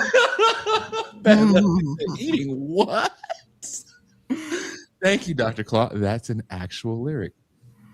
No one's running around repeating these lyrics and yelling them from the dance floor because these songs aren't danceable as well. It's just for the video virality. And I think that changes everything because these people are doing everything for the video. The rap poses, the way they rap, it's just for the video. They have no idea that they're going to be in this big ass stage. So you see these guys, going back to Rolling Loud, you see these kids get on stage and there's a few things happening. Number one, they don't understand how monitors work. You don't have monitors sometimes on those big stages. And if you do, you tell the sound person, I can't hear from the monitor because the sound that comes out is nowhere near you. It's on the sides of the stages. So you're hearing the sound actually later. So sometimes you're behind. If you look at a lot of those kids, they're behind the beat. And they can only they can only feel the bass and if they have a little bit of rhythm, then they'll be like, okay, I think this is where I say my thing. Right. And also a lot of these kids rap off beat. That's part of the thing they do. Right. But they still need that metronome in there to know exactly where the stuff is. So if they can kind of hear themselves, that's why you see them like just lost. So they run out on stage full of adrenaline. They see 80,000 people and they go, uh-oh. They can't hear themselves. They didn't go to the Mariah Carey school of touching your ear speaker. They don't have in-ears. Those are things that you have to provide. But I think they don't have ears, period. And that's part of the problem. Metronome? What's that? Is he a rapper? No, the whole thing is really... When I used to work at the studio and rappers would come in, they didn't know the names of anything. So I would politely tell them, hey, that's not called an aux. It's an auxiliary input, and you're looking for either an 1/8 inch to 1/4 inch adapter, or this is what you want to use. This is because you don't want people to just be out there and not know anything, and feel like an idiot, and that just creates tension and friction. So it's like here's how certain things work, and blah blah blah blah blah. If you understand these basics, then the bigger thing is just a bigger version of this real simple thing. But watching these people go, it's like this music was not made to be performed in front of anyone. No. It was made to be watched. You mean Sexy Red's Hoochie Coochie was Hoochie Coochie? Not meant to be made, sang for anyone? Remember when there was a viral video for like 5 seconds? I shouldn't say viral video. There was a video that came out of these young boys. They were probably like a JV football team. And they were all in the locker room getting hyped to Sexy Red. And they were going, my coochie pink, my booty hole brown. And all these dudes were just shitting on them. I mean, you made a good point when you were talking about these songs are not meant for you to dance to, because back in the day they used to be for you to dance to, and you can still put that music on for certain folks and they know exactly how to dance to it. Let me just tell you real quick, one of my mentors, we had a party, a sort of an impromptu get together at somebody's house, and I put on that Music Boy, and she did this thing. She took her hand, she took her finger, she put her hand up, she took her pointer finger, and then she slowly starts to bend at the waist, puts the finger down to the floor, and just gets to twerking. And I have never seen a person do that with such theatricality before in my life. I was like, damn. People, a black woman? Yes. It's very professional, very rich black woman who was mentoring us. And I just thought that was like, you know what to do when you hear those songs. But that's not necessarily what Sukihana and Sexy Red are making. I think you do need more talent to make Rum Shaker and whatever Two Live Crew was putting out. The Thong song. Think of the Thong song. We thought the Thong song was like peak bullshit, right? This dude doing cartwheels on women on the beach. Mm-hmm. What the fuck is wrong with you, man? It's the same verse for the whole song.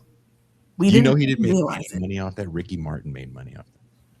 Yeah, wow, that's right. Ricky Martin and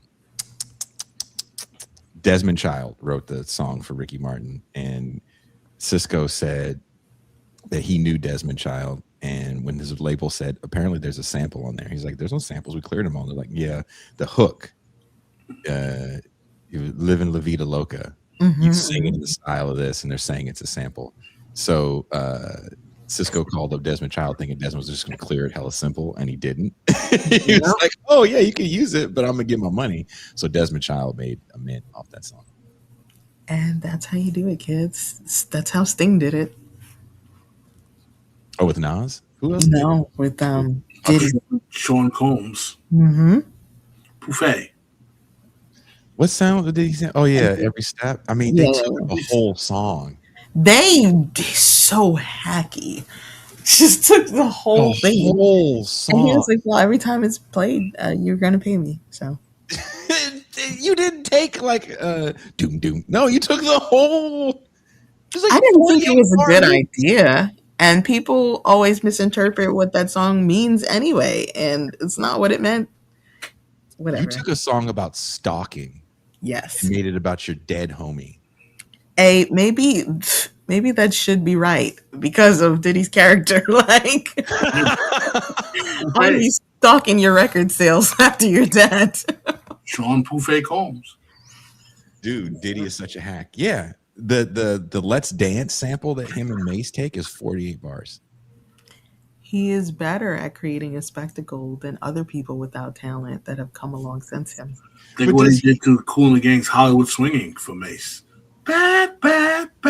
Oh, why did you bring that up? Took the whole song. Forgot about that.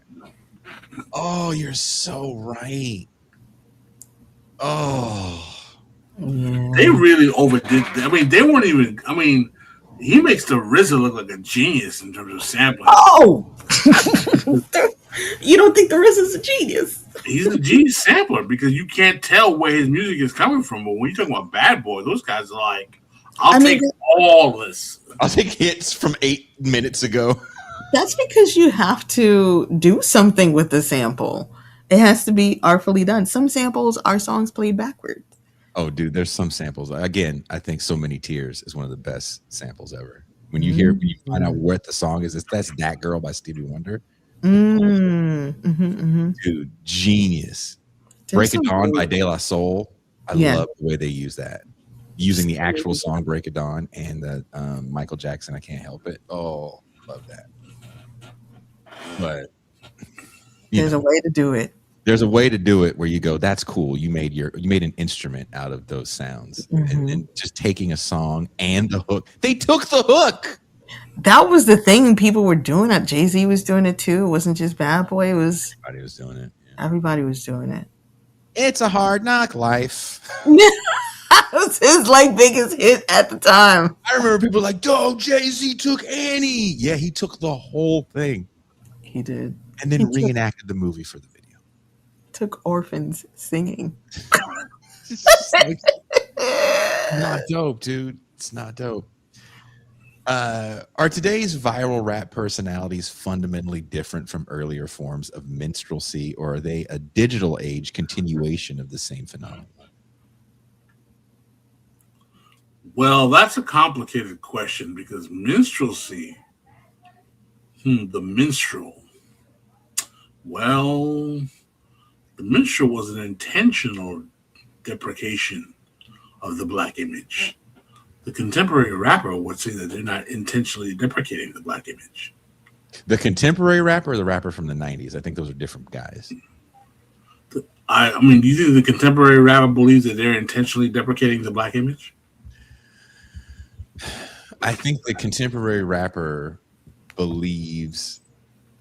I think there's a moment in rap where people are just rapping, right? You just do your thing. You don't have to sound a certain way. You're just doing your thing, right? Now, I think there's a performance that goes on. There's these moves you have to make. There's things you have to say. Rapper hands are so not to say that people always cross. I wish you could show me what you mean by that. It's always gang signs. They're like, and they say something and they throw a fake gang sign, and then there's always the money thing. Then we got to have guns, and then you got to, kill somebody. There's There's these miming things that you have to do. That is, to me, the equivalent of jumping Jim Crow. And because who are they emulating? Who is Little Brazzy emulating when he goes on No Jumper, which is Coon-tastic? I watched an episode where I'm watching Adam yell at somebody on a phone call, and the rest of the black people are just shucking and jiving. And all I could think was, I be done seen about everything. But who is Little Brazzy emulating when he goes on that show and says, my dad is black? Who is he trying to not fool, but who is he trying to impress? His black dad. His make-believe black dad. His father was with him. He's trying to be Mariah Carey. Oof. Without the musical knowledge. I mean, Mariah Carey is ethnic, though. She's Brazilian and something else. Yeah. Right? You would have to ask him who his musical influences are, which feels bizarre. He said this is something J-Bo. Everybody's got initials now. CPB, Johnny. ASAP, Petey. NBA Jason. NBA, badass. Well, sometimes he sounds like Pun a little bit to me. But his voice is so high. Yeah, he's a kid. I think his voice just changed. But you see these people, they're trying to impress somebody. They're doing one of two things. They're trying to impress somebody, or they're trying to prove that they're like, well, I guess it's the same thing. Trying to prove that they're already stars. Like, that's the thing about the Too Slimy guy. He walks around like he's already a star, and people treat him as such. And I just don't understand, because I've been trying to actually listen to the words. No, that's your first I did album. find out that he does say dirty bitch. Oh. That's what he's saying. That's a revelation. Dirty B. No, he says it like this. Dirty bitch. Oh. Yeah. Dirty bitch. Dirty bitch. That sounds like something I want to listen to. Set to music. There's a video of him recording his overdubs, which is, again, I thought you said overdose. No. Oh, overdubs, that's man. coming. That's coming. I mean, Clavicular did it, so. Right? They Clavicular, everyone's smearing shit on their face. Everyone's got the bottle up their ass with the sparklers coming out. Mm-hmm. On fire. On fire. Mommy! Can you see me now, mommy? I mean, go look.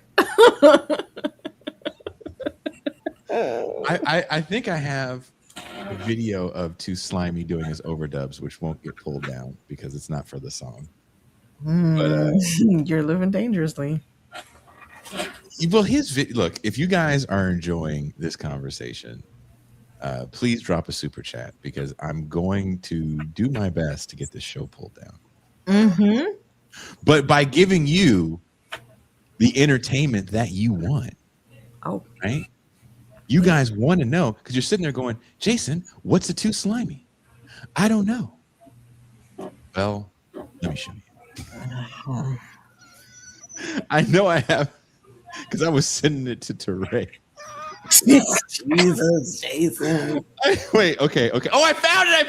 I'm so excited. Okay, sorry. Also become a patron. All these things help. Look, when we do shows like this, especially on a Saturday, and you guys are having a bunch of fun, please drop a super chat. It goes a long way, because what happens is, if they don't pull the show down altogether, they just say we can't have any money on the show. So this is Too Slimy doing his overdubs. Dirty Beach! Dirty Beach! Beach! What? Is that Drake? No, that's Too Slimy. I'm joking. Oh, He looks like. No, I shouldn't say that. Say it. I shouldn't say that. But he looks disabled. Like he's being propped up, like physically, like. Wow, little ableist much? I don't know, like. I don't like. Why is I don't know. It's just. he's got these exaggerated shoulder pads in his shirt. That's why. Is that okay? His posture is odd, and his head is up and right next to the mic, and just he looks like he's trying very, very hard. I don't know, man. No, I did not call him that, Kush. What?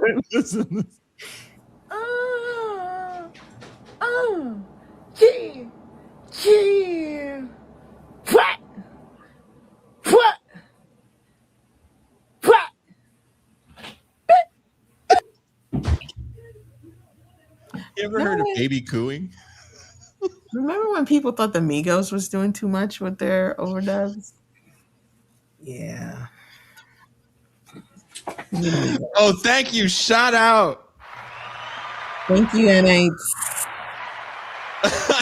Andrea says, what the actual fuck? Wait a minute. That, I think, is minstrelsy. I think this person is the authentic thing. I just think they're really bad at rap. But they're legit about it. They are legit about it, but I think they're not good. Doctor, I need something quick. What you got for talent straight out the Ritz? I'm dropping hits to the charts like Riz on a blitz. They're spitting, but I keep my wits. Call the doctor. What is she true to? What is the? She's Hey, true to. aren't you gonna get pulled for using this music? I don't know if she's on Spotify. I don't know, but she actually responds to people if you comment. But She got the 1984 flow. damn, Got the retro classics. someone's calling. He's calling the doctor. He's calling the doctor. Oh my god. I cannot. She's an executive, I believe, at some tech company, and she wanted to be a rapper. Of course. Andrea says you're making my ears sad. Thank you for the super chat. Thank you. The Curtis blow ass cadence says young Connor. Oh my god. Nerd says, hey, Pascal, ain't nobody checking for that track. Sune says, is that Catherine Lou? I mean, listen, there's a way to do it. MIA made a career off of a little. Well, she ain't making much now, is she? A little no, she's not. She is donezo. British 1984 flow. Here is I'm looking for the performance, the Rolling Loud performance. What was that? I don't want to know. I don't want to know. It's a prison. I don't want to know. Still that one. I don't even want to This know. guy says, I can't tell if Too Slimey is trolling us about his music or if he's serious. So here's another Too Slimey. Llamado Slimey, Viejo México, Dale.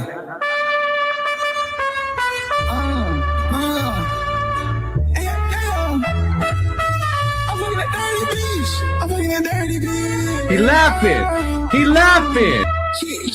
So what he's saying with the auto tune is, I'm fucking a dirty bitch. I'm fucking a dirty bitch. Get that out.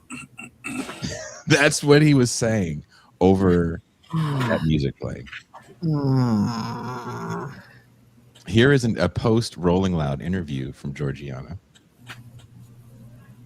How we feeling, beautiful? I'm feeling amazing. I just got off stage. I'm hot as fuck. My 72-hour deodorant wore off. It's officially worn off. And how was the performance? I think it was great. The crowd was pretty turned. Do you have anything you want to say to the fans? And I love y'all so much. Thank you for making my first Rolling Loud an enjoyable experience. And what about for the moms, for your mom, Mother's Day? Keep going, sister. Happy early. Oh, fuck. Damn, I'm tripping. I'm running off of 1 hour of sleep. You good. Happy early Mother's Day to all the mothers out there. You are strong. You are beautiful. You are appreciated. I love you. Amen. And you have a favorite artist right now? Favorite song? I have a favorite artist. Her name is Baby Kim. Y'all should go check out Turp by her. She the best. She the hardest coming out of Atlanta right now. All right. Thank you, gorgeous. She's out of Atlanta. She's the hardest coming out of Atlanta right now. That's the artist she's talking about. She's from Indiana. No. So is this lady true to the culture and just has poor execution? I mean, I don't get. Here's the thing. Does she sound to you like it sounds like when we make fun of how white people think black people sound? It was turned. Girl, my deodorant. Everyone, like who talk? Like, just sharing about the deodorant thing is like not. It felt like, oh, you've watched interviews of black people. Like, what was it, Rising? You watched a bunch of Rising 88 interviews from like 8 years ago. And this is how you think black people talk. There's some white people who do talk like that. Hey, they said she was your medium. Yeah.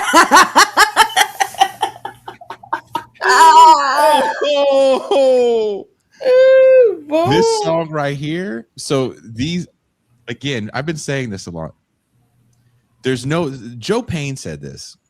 There used to be some bar to entry. And people always talk about the democratization of things. And we have to start talking about the McDonald'sification of things. The McDonald'sification. The McDonald'sification. It's just slop. And But isn't that the Chipotleification? no, they're way better than McDonald's. If it's slop, I mean, everyone calls it slop bowls. Wow. All those restaurants, Kava, Naya, all these places. Well, how and what does Chipotle come from? McDonald's. So please stop trying to shit on me. Okay? I mean, no, okay, that's all right. Here's Pascal's new favorite. We in a land full of snakes. Make the wrong move, you gonna die where you stay. It's the truth for the game. Take cousins, take homies, God, what else you finna take? I'm failing on my grades. Kicked out of school, now everything is at stake. Life, trife, hard, nice. Mom's crying when it's light. I keep it pushing, whatever it takes to put on the plate. He's got all the right hand movements. Why does he look like he's ordering dinner at an Italian restaurant? He's rubbing his nose too, which is part of the hand movements. Oh man. He's waiting for the waiter to come get him. Tiffany, are we ready yet? Elf on the shelf. Wait, look. God, what else you finna take? He said he's blaming God for his You gotta explain this for our audio listeners. What you see is Damn. He's like 8. He's got the biggest. She got it so hard. Who does he want to Pascal love him? doing Hard Knock Life with his 2 living rooms. Okay, Father, I'm darting off to pursue my educational prowess. Yo, what's up, B? How you feeling? What's going on? Yo, let's bounce, son. Facts. Dude, I found that video. I couldn't stop laughing.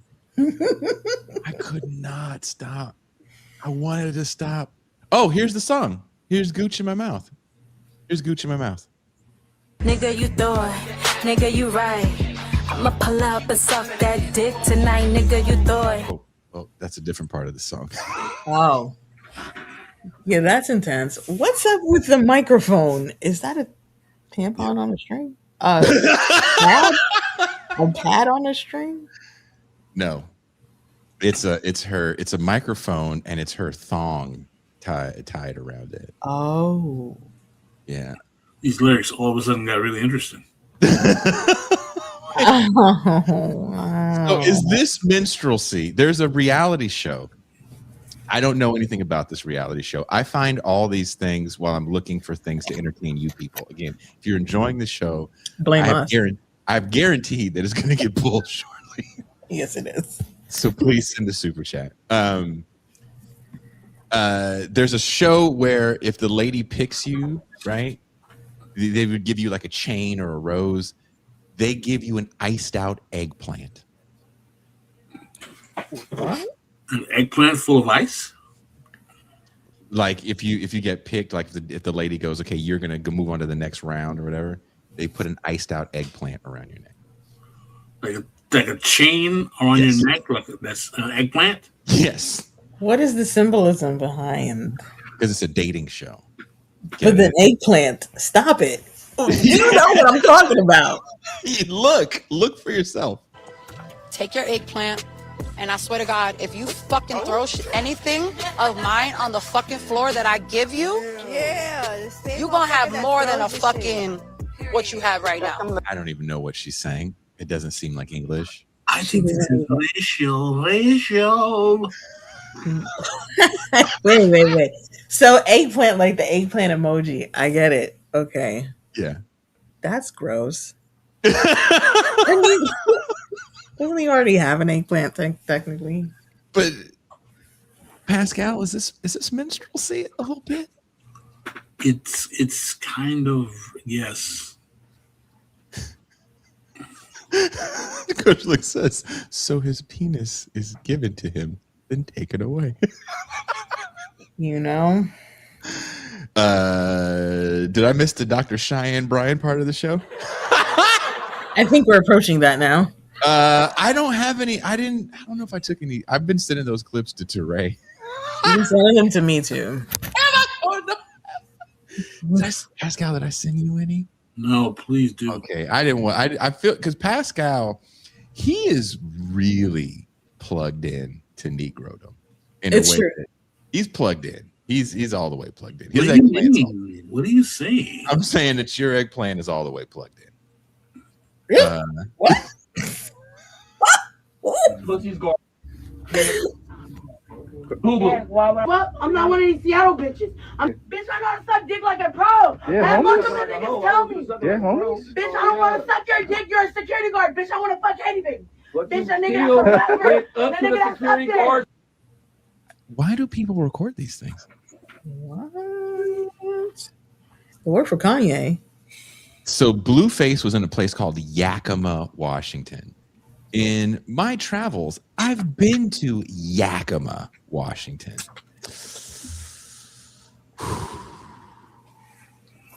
It's the Stockton of Washington State. Oh.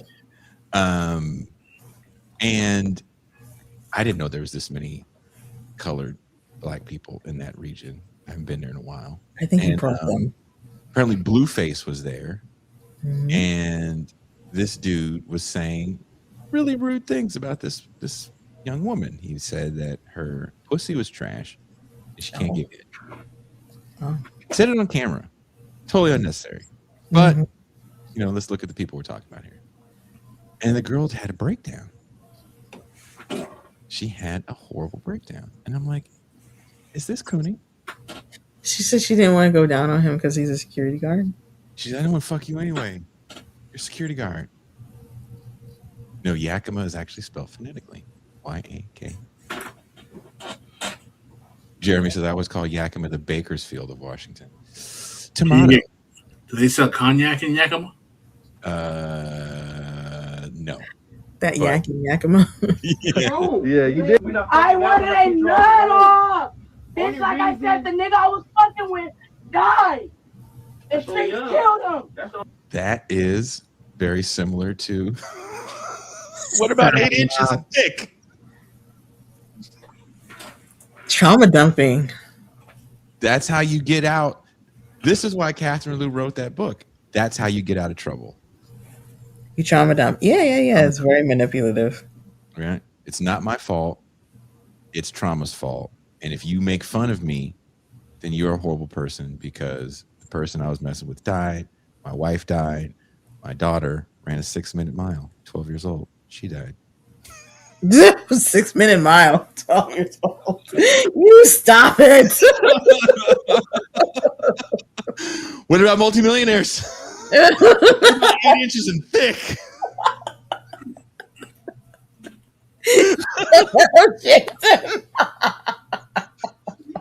I know you be thinking it sometimes. Like, I want to say that. I want to put, dude, I'm looking right now at the work computer. I do video editing that I haven't used a lot this year. And I'm like, I have to put that on the soundboard. What about 8 inches of thick? It's terrible. This dude is a streamer and he wanted to be a rapper, right? And so he performed at Rolling Loud because, again, he had numbers. And he got booed and people threw things at him.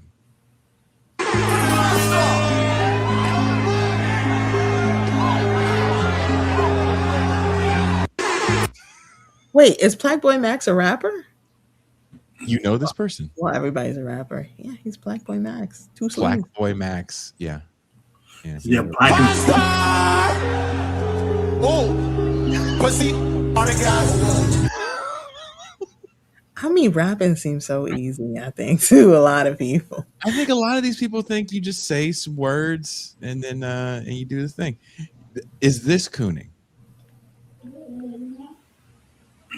Eventually.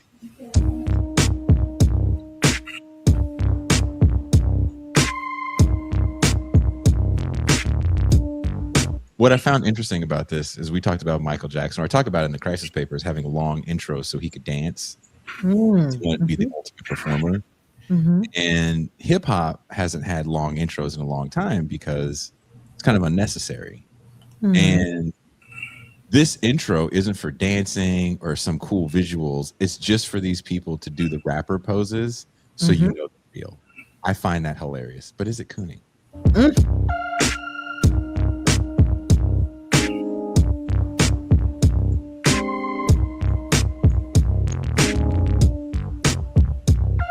I'm a lady, but a real G at heart. Stop all that talking, you bitches just be barking. I'm the hardest Mexican, bitch, you know I'm locked in. So what is that, Tucson? Pascal, what is this? Is this cooning? She's Mexican. Can Mexicans be coons? Yes. 100%. Mexicoons? No, new racism. New racism. Unblocked.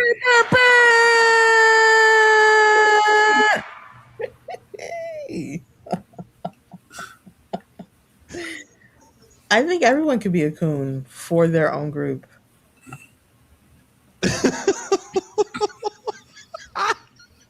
Somebody said just dropped new racism.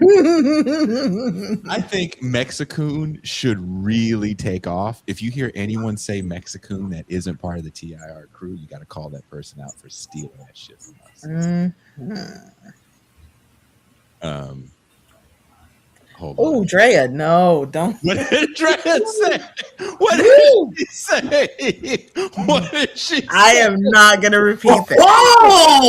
What did she say? No. Oh, my brother. What did she say? Why? Why? What did she say? Okay. What did she say? She hit him with the dirty bitch. She said Native America don't want to see the rest. Oh,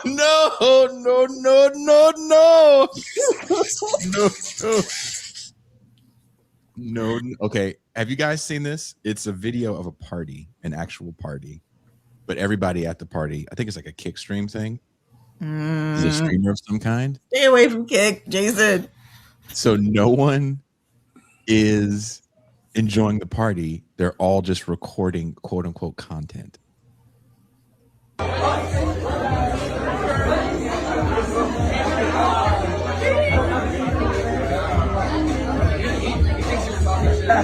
Wait.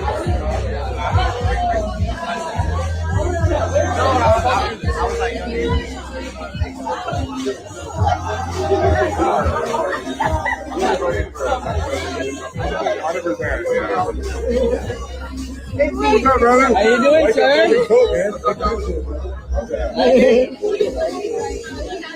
We often talk about PR speech on this show. I think Tucson coined the phrase, everybody speaks in PR speech now.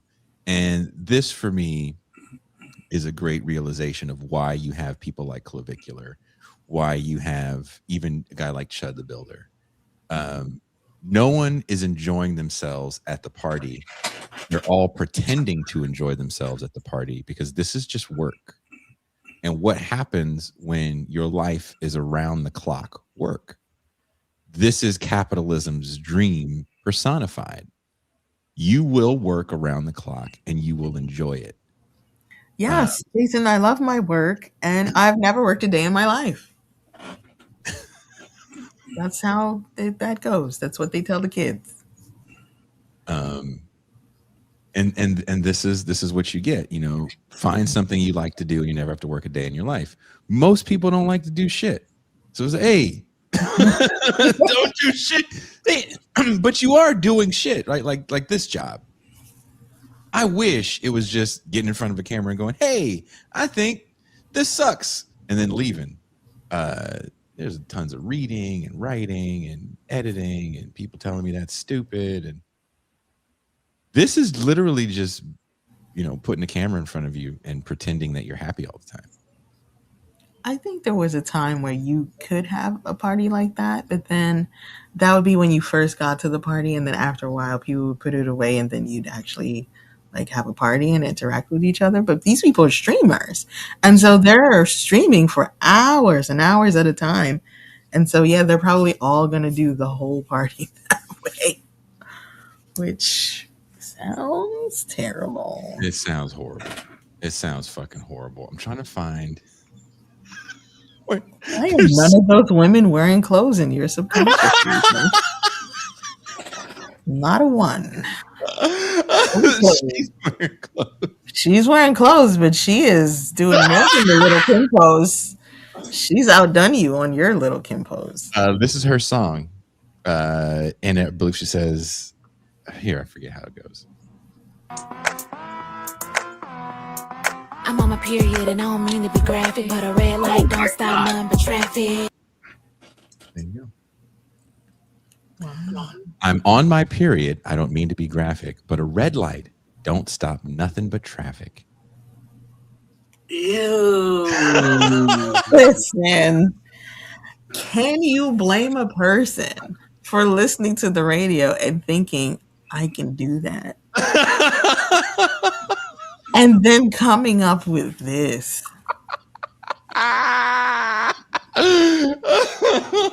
She's like, I don't have male ghostwriters like these other broads. I write about my period. Dude, I love that beat. I mean, it's the best beat we've heard all day with this. Best beat we've heard. Oh. Play it again. No. I'm on my period and I don't mean to be graphic, but a red light don't stop none but traffic. That's a sick beat, dude. Girl. Toussaint and Pascal. Can we admit that beat is kind of sick? No? She has vetoed it. It's catchy. It's catchy. And even her rhyme, she sounds like she knows how to rap. Mm-hmm. I don't care about the content because it's back to smearing shit on your face. Bottles in the ass. The sparklers aren't there, but the bottle is in the ass. Bobby! On fire. On fire. Call the doctor. Doctor.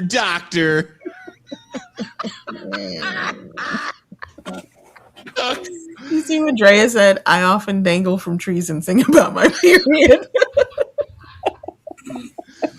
So here's some new rap, man. This is new rap. I'm out here trying to find the hot new artists.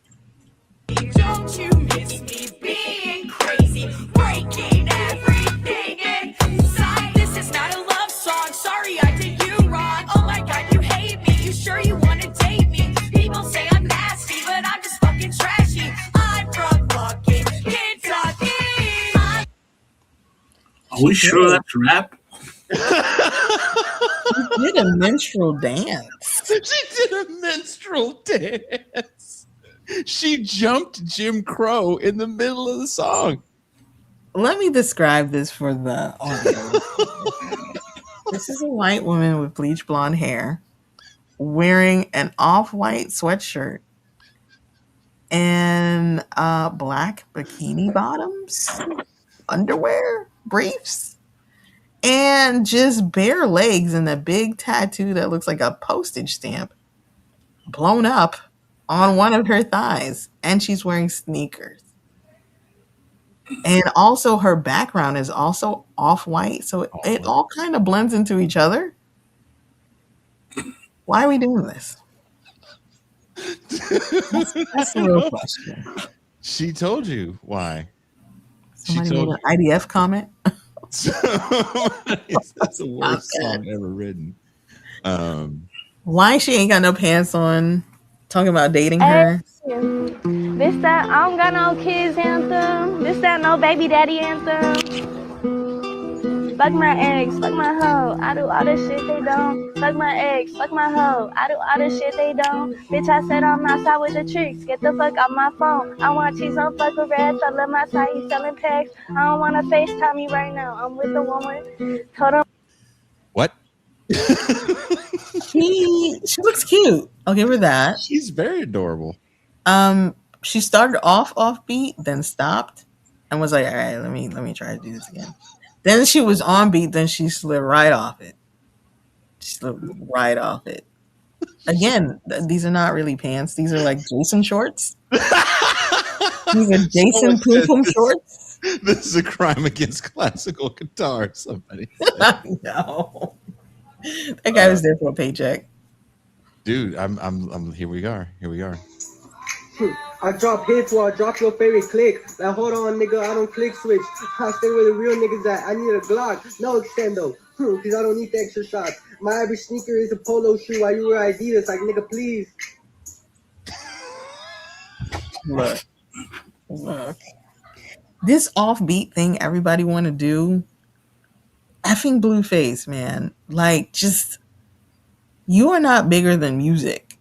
You are not bigger than the beat. You're not bigger than the program. Coach Lick said Naya Bukele is going to put that guy in jail. Don't play this. He's got a stuffy Edgar. I do not. Yeah, someone want to know what an Edgar was. This is literally an Edgar. Bro looks like he's about to read to the class.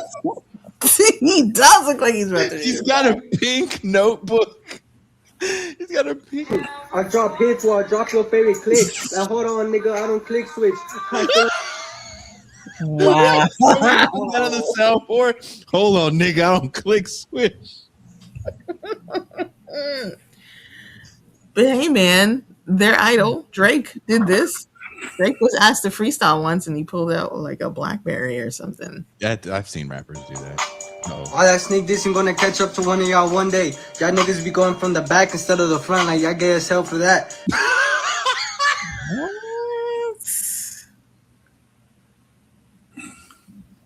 What? Oh.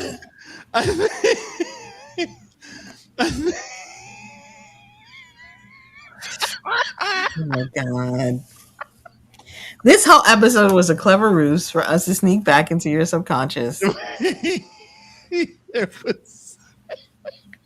Now we have men with no shirts on. Wait. I started from the bottom, made my way up to the top. The first time I brought my first round, my shit dropped. I go through so many shit, I didn't get like this. Yeah, I'm calling people out for running their mouths. Yeah, I'm somebody, but not somebody I'm not. I see. What the hell is he saying?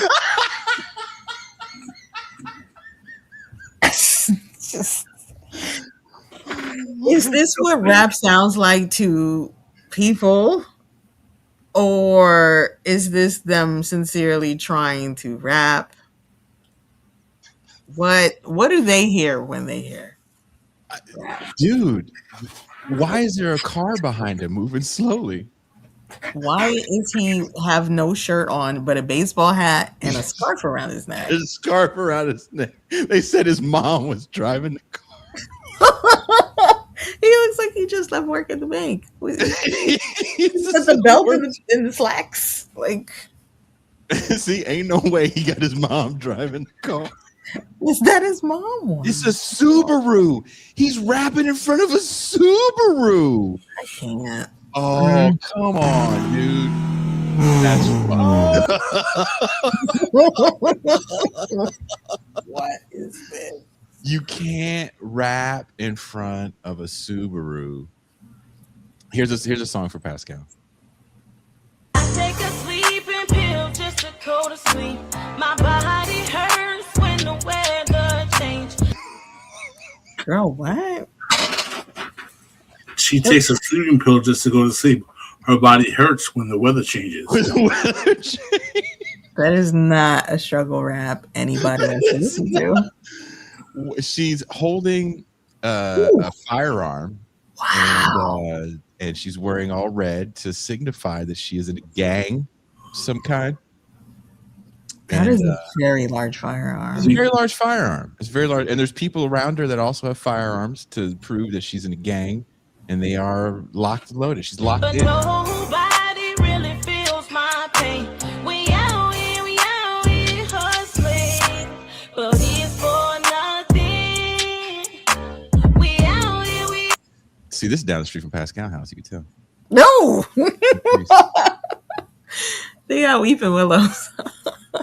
This is like the sweetest gang outfit I've ever seen. I'm trying to understand what's going on with this. Is this like a deluxe push-up bra, or does it just not fit? Anyway, but her titties is up under her chin. They are under her chin. Like, she pushed her titties up so high they're on her shoulders. Oh my god! Special occasion. She looks like my ex-neighbor. Did your ex-neighbor move to Florida, perhaps? I mean, they're in the West Coast. I don't know. You talking about these are crippers. Nah, look at them trees. We don't got them trees in California. Them trees are down by you. Down in the bayou. That's Georgia shit. Somebody said me if I rapped about my arthritis. For real? No. My body hurts when I'm wet. Those look like weeping willows. I think they could be in Florida easily. This is South, wherever it is. It could be New Orleans, or not New Orleans, but Louisiana. This is She's arthritis blood. rap, somebody said. Oh my God. She's a blood. She's not a crew. What's funny about the whole thing is about 93 or 96, there was an album called Bloods and Crips Banging on Wax. And when gangster rap was getting like wildly popular and then the hood movies were getting wildly popular, someone in a record label had the great idea. Why don't we, instead of getting these guys that aren't gangsters, actually go to real gangsters, since they have this truce, the Bloods and the Crips, record an album? And they did, and I believe everybody on the album is dead. Oh my gosh! Like this. That was the next logical step in 93, right? Like, oh, we'll get actual people that kill people and put them on Rhino. And before that, if you remember, in one of the prisons in the East Coast, they did an album. They were like, let's go inside and get real prisoners and record a record with real prisoners. There's always this push for authenticity. Yes. And I'm like, well, how is that more authentic than, De La Soul? But it's also like authenticity trumping skill and talent. That's a move you make when you also don't think it requires any. Jason, you like this video? That's what this says. Liked by Jason Miles. You be liking these videos, not just saving them? Jason. I do it so I. What is wrong with you? I feel like you're putting me on blast. Jason's encouraging it. You're blasting me. You sent me this one, but I didn't watch it yet. Okay, this is Georgiana doing her. This is her, Georgiana, doing this. Wherever this show is, they actually sometimes have some really good artists on there. This was not one of them. Oh. I'll turn you up there if you let me. First class seat, like wow, such a blessing. My right hand man switched up, but now I got leverage. The bro took a watch, now his wrist all heavy. I hop in that all black shirt like a prison. You can go kick rocks if you hate for attention. I talk with a smile, you would think that I'm. Also, you can prove that you're not good at rapping when you're moving around a microphone so far away. No one's ever told you, hey, you can't do that. There's a sweet spot on a microphone that you have to find, and you want to stay there. So that's why you see people sometimes grab their ears, or they're trying to stay in that sweet spot of the microphone because the engineer is going, okay, we got a great signal here. Stay there, stop moving. And when you see someone dancing around a microphone like that, it's like you've never done this before. Seriously, have you? They told Too Slimey that, and that's why he was like staying in that dirty bitch. This is her. Do you think she has lip fillers? I don't know. Lip fillers, you said? Yeah. I don't know what she definitely had extensions for the Rolling Loud thing, and it's Jeremy says, why is she making seal noises? Jeremy, I believe, does rap. Doesn't Jeremy Shut Logan the front door. I think Jeremy Logan does rap, if I'm not mistaken. Jeremy posts thirst traps. I know that. I think he lost some weight. I know that's right. I don't know about him rapping though. I gotta find the Rolling Loud thing for you guys, because it's so fucking funny. When you see it, you're like, "There's no way in the world." This is the one. This is the one. This guy is my favorite. He goes out and he's just like, Also, I love his outfit because it looks like that. I'm trying to be a thug, but I also have to go to my grandma's house for Thanksgiving.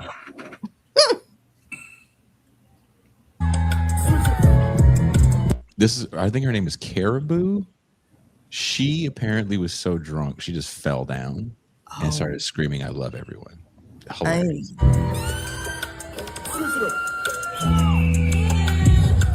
But then they worry about me hearing my music. So I don't know if you can tell, but the music is louder than her. Yes, it is. And that's because, once again, didn't sound check. They probably line checked, which is crazy for a festival of this size, but there's also tons of people. And it also lets you know that nobody cares. Basically, that's what it seemed like. Right? I really believe the promoter was like, I don't care. These kids love this music because they stream this music. And, you know, they're going to come see.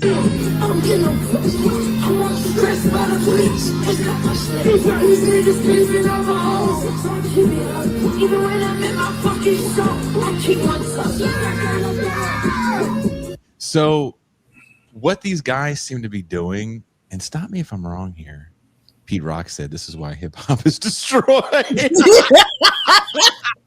That's literally from Pete Rock's verified account. That's hilarious. They're just playing their song and then like hyping it up. Yes. You like my song? Yeah, me too. They're being epic. Yeah, they're just having a great time. They're just loving it.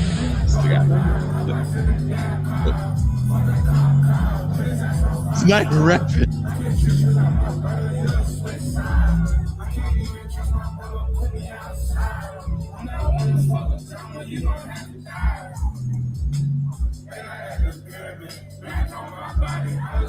They also think that like, so none of these beats are mastered. You can tell because they're just all over the place sonically.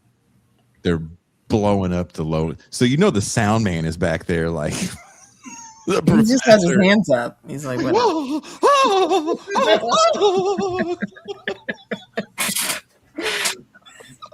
This guy forgot he had the mic.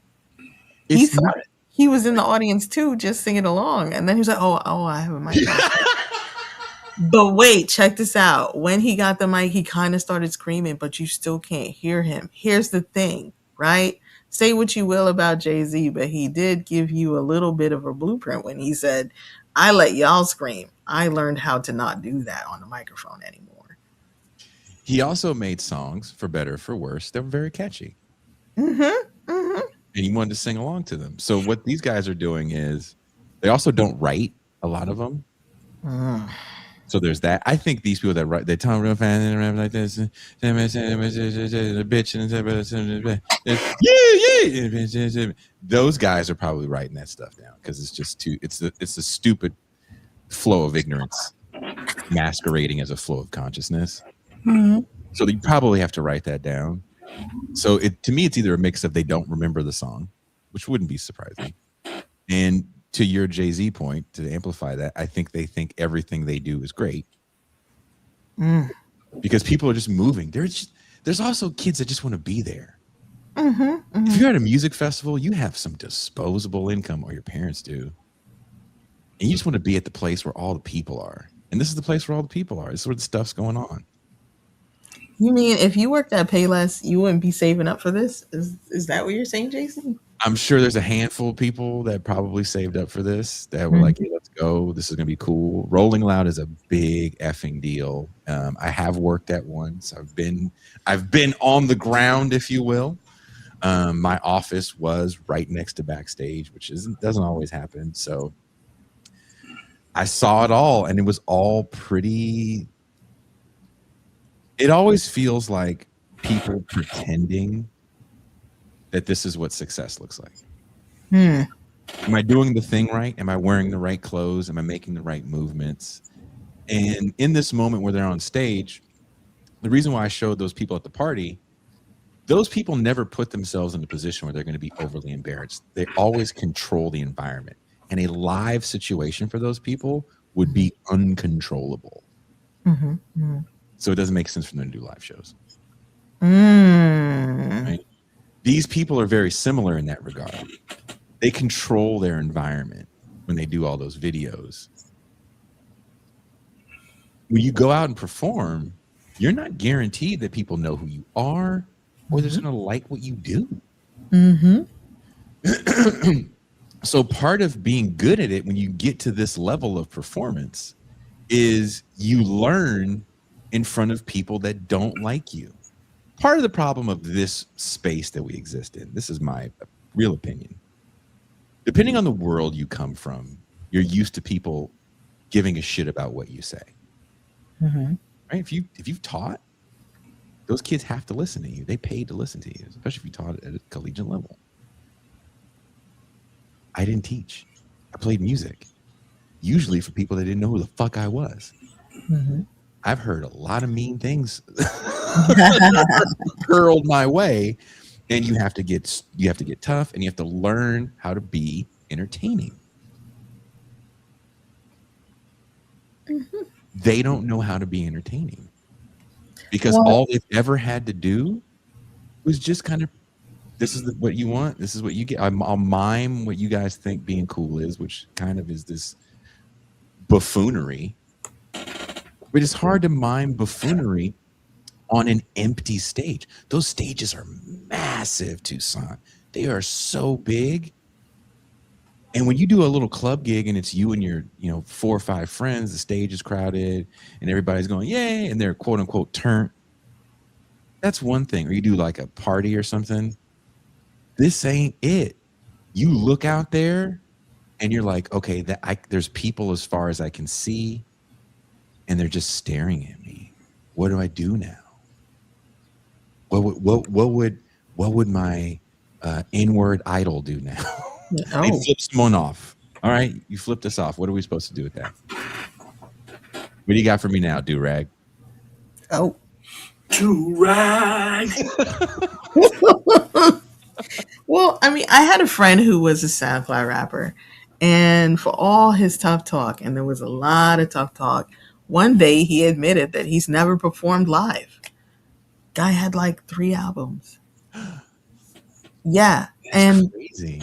I wonder how much of this music was never supposed to be performed live. Like, They never thought about that. how And many then of them are shocked, that they got booked or something? And they're like, we're doing Rolling Loud. This is the biggest deal for them. Yeah. You think they really went in a room and rehearsed any of this shit? Mm. No. They, like Kushlik said, the unearned arrogance. I'm cool because I have all these streams. And they don't realize that some of these streams, to people, you're a meme. So another reason I wanted to have this conversation was to ask the question, what happens when this thing that I think there's still people that listen to hip hop that take it quite seriously, but they're not as popular as this, and they sure as fuck weren't at Rolling Loud. What happens when the music does become a meme, but that meme is kind of drenched in minstrelsy? I think we're at that point now. What does that mean to you, Pascal? It means the value of the music can be questioned. That's not what they say. They say if you question the value of the music, then you're just a hater. Of course. I was talking to Tucson about that yesterday. You'll never get anyone in the hip-hop industry to say the music overall is corroding the culture of American society because they make their money in the industry, no matter how radical they are. This is one of the Rolling Loud performers. His name is Fake Mink. Of course it is. Of course it is. He says, hello. All of the anger around me lately has been fascinating to watch. Also, I believe that AI wrote this for him. Watching people with the musical imagination of drywall explain performance to me, world building to me, tension to me, when every single thing I do is intentional.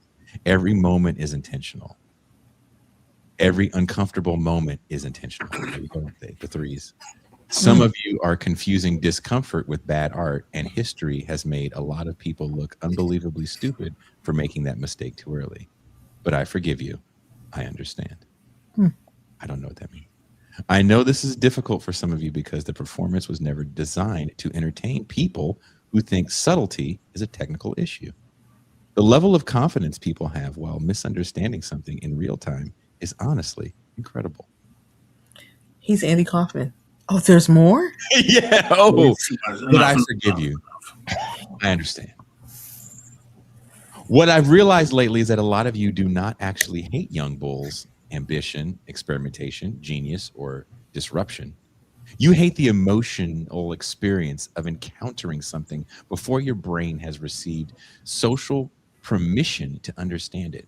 If enough people clap first, suddenly you always get it. But being early requires a kind of mental independence most of the internet fundamentally does not possess, which is fine. I forgive you. I understand. This is interesting to me because, again, this kid asked AI, please defend me. He didn't write any of this. You could easily go put a microphone in front of his face and you get to know what I'm saying and rapper guns. What's interesting to me is I have been first. I do know what that's like. But at a certain point, it's what we wanted. We wanted to not have the crowd jump up and down and make people uncomfortable and make them stare and take it all in and all this other fucking self-important bullshit.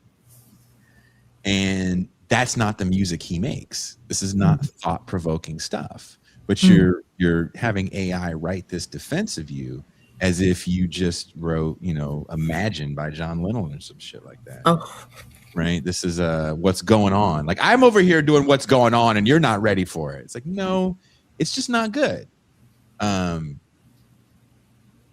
made peace with the fact that some minds are decorative. I don't know what that means. I know you want reassurance. I know you want the feeling of immediately understanding something the first time you see it so you can feel intelligent without having to evolve at all. So when something genuinely foreign appears in front of you, something too sharp, too alive, too unfamiliar to fit inside the little templates you use to process art, you call it terrible because confusion is easier to admit than limitation. And that's okay. I forgive you. I understand. I understand that some of your entire understanding of music begins and ends with whether you can nod to it immediately. I genuinely underestimated how threatening it would feel for some of you to watch somebody become better than your favorite artist in real time. That is my fault. Again, the unearned arrogance. This is another problem with this. Two things are going on right here. People always complain about AI. It's just going to make you didn't write this. How do I know you didn't write it? Because you don't talk like that. If you talk like that, you wouldn't make music like the music that you make. You would. No one that went to Rolling Loud went there to see KRS-One. You know why? Because they wouldn't have been at Rolling Loud. They would have been at wherever KRS-One was playing. It's not like me and Pascal and Toussaint and Napoleon the Legend all got in our magic fucking Super Friends plane and showed up in Orlando to watch Rolling Loud, not knowing who the fuck was there. Those tickets are extremely expensive. Parking is extremely expensive. Food is extremely expensive. Camping is extremely expensive. There's not one, I think it's actually one day. But anyway, there's not one thing about that festival that I'm just going to go walk into randomly. So everyone that was there to see you. Not the Far Side, not Run DMC. They were there to see you. This is your age cohort. And if they don't like you, who the fuck are you? Who is this to? And this is the guy right there. General admission to Rolling Loud is $279 to $334. VIP can cost anywhere from $500 to $800 per person for the weekend. That doesn't include travel and accommodations or in-festival expenses or extras. And this dude wrote all that to say, you just don't understand the new shit. Shall I give you the new shit one more time?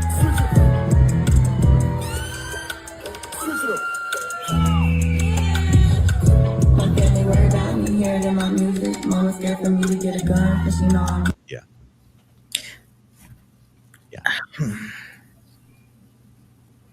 Yeah. I mean let me ask. Back in the days, right? There were A&Rs, and then you get somebody like the Jizza saying, First of all, who's your A&R?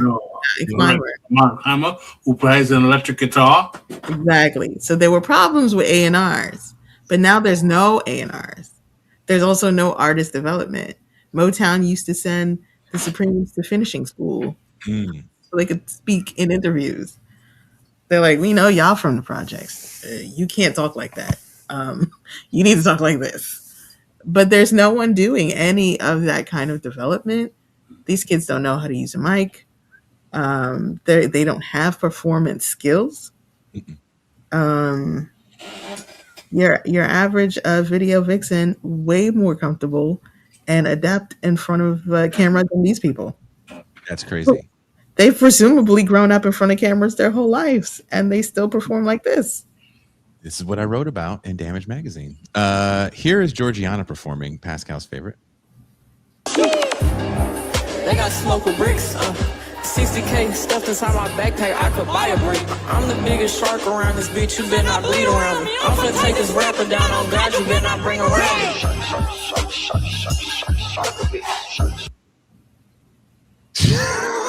Olive oil dancing.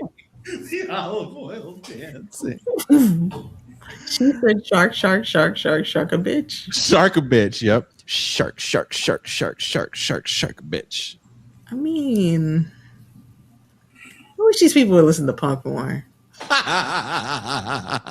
They do more with repetition and economy and short, just. Can I add something? Uh-huh. This is what happens. This is why I'm not the biggest fan of rap when all you've ever listened to is rap. I mean, there was a time when you absolutely could not do that. You just couldn't.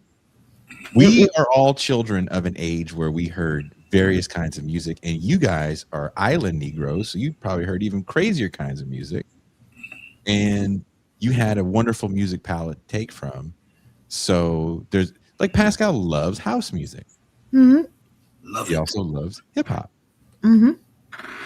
He loves, album-oriented rock that you assholes call yacht rock. But in all seriousness, we grew up listening to different kinds of things. Mm-hmm. All these dudes know shark. That's all they know. It's all they listen to. So what is the music going to sound like? It's a shame.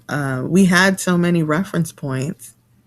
And, with the whole digging in the crates aspect of the culture, it was seen as cool if you could spot a sample without looking it up. Because there was nowhere to look it up anyway. But it was cool if you knew the library of music that was bequeathed unto us. These kids, they don't sample the same way no more. They don't know anything about the production in the same way. And they have less reference points. They had the world in their pocket on a computer and didn't care. They have less reference points. They just didn't care. Well, less variety in their reference points. Which is crazy because I have the other day, I saw something on, how Facebook, everything is an ad. And I was talking to you, I think, on Facebook, and an ad came up, and it was like, this person died, and they were in this punk group called the Nuns, and I had never heard of this group, and the group was from San Francisco, so I found it was from like 1980. They came out before Blondie, and they turned a big deal down because they didn't want to change a song called like the Jew Deception or some shit like that. Jesus. Some fucked up shit, right? And Blondie blows up. They did the same similar thing. They had a kind of a rock band with a hot female singer. And they ended up going the independent route. But I've listened to the record. It was a pretty fun record. I have the history, for the most part, of recorded music in my phone on multiple devices, and I can listen to whatever the fuck I want, whenever the fuck I want. Mm-hmm. And it varies. Mm-hmm. I think a lot of people, it varies. Mm-hmm. I don't think it varies for these cats. I think it's rap, caviar, and that's it. Decadent Jew. Thank you, Dusty. I thought he was making a joke. No, that's what the song's called. I wasn't making it up. Not deceptive Jews, so I apologize to all the deceptive Jews out there. Oh, all the deceptive Jews who definitely listen to our show. Like this. Oh,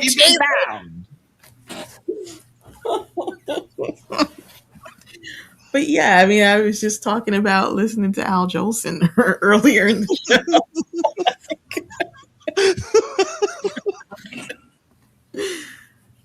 Someone says, so kids these days, you know what? Tell me something positive to take from this. I want to know. She has good tattoo art. No. No, that's not true. I guess we can go with the Mark Twain quote. A man who swings a cat around by his tail learns something he could have learned in no other way. Something like that lying around, or you wrote that down somewhere?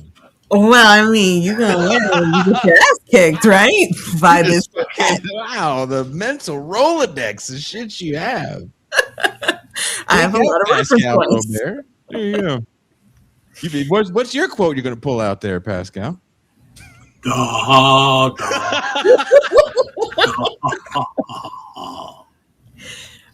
I mean, eventually life is going to teach them, and audiences are going to teach them. If they continue to pursue this, they will have to learn something. Nothing's going to teach them. These kids are not getting any better. This is the ceiling in terms of their skill level. They're not good. I would think they would learn how to be slightly better performers. There was one young lady who was really bad, and she kind of realized that it wasn't going her way. And she stops in the middle and she goes, "Hey, I'm only 19 and this is my first rollout. It's only going to get better from here." No, if you have to have a disclaimer. Well, I would say maybe another thing they'll learn is that this is not for them. That's more likely. I love when people say shit about being old. Like, yeah, you're just too old to get it. I'm sure it's a joke. I'm sure they're not very serious. It's like, that's not true. Like, first of all, I understand there's things I'm not supposed to get. But when young people as well are saying the same thing, like, I don't know what, if you guys realize I'm getting this stuff from young people. I'm not pulling this from fucking, Sway's show. I mean, I get that there's things you're not supposed to get, but I think that the only smart thing that I've ever heard Ayn Rand say was that there is something to art, which means there is a way to do it wrong. Mm-hmm. It's not just anything you want it to be. So even if you're older and this is at some frequency that your old ears can't understand and hear, there's still a way to do this wrong. And old people can say that. You do this wrong. It's again back to the whole coon conversation. It just reiterates the minstrelsy. So all you have is minstrels, and the best you're going to do is Drewski. And he's a minstrel. He is a motherfucking minstrel. He's hosting the BET Awards. Of course he is. You don't like Drewski? Pascal loves him some Drewski. Do you like Drewski, Pascal? Drewski makes me laugh, man. Drewski is funny. Drewski had a reality show. Yes, has. He still has it? The Stud Finder? He's still doing that foolishness? Yeah, that's the biggest show. Drewski, he does intentionally coonish stuff. So does I Show Speed. But why does that? Who is that for? Like, good. Who is that for? Apparently, a pretty big audience because a lot of people like Drewski stuff. Like when he was making fun of the churches, that was hilarious. That was hilarious. Hey, remember the minstrelsy? It's not just making fun of Negroes. A lot of it's making fun of Irish people, and a lot of it is making fun of aristocrats. It's almost like Drewski read that book. I wouldn't doubt it if he has read that book. And was like, oh, okay, this is the guide to minstrelsy. So when I'll make fun of my people, and I'll make fun of these other people because that's part of what this thing is too. The Erica Kirk skit was pretty good. Yes. I mean, it was, but was that him like, oh, I gotta mix it up. I can't just be making fun of black people all the time. I think I think that was so big that it seeped into his world. And he had to do something about this thing that had seeped into his world. I have to do something about this. I like that. I like the idea of him being inflamed. Red light on the side of the traffic. I had to take this thorn out. That's what the Charlie Kirk thing did. He didn't do anything after Charlie Kirk died. It was after all of the ridiculousness, and it started to infiltrate into Negrodom. And he was like, "Well, I'll do a thing about this, and everyone will get it." Because I always ask myself, who is this for? You know what I mean? Who is watching the Kevin Hart roast?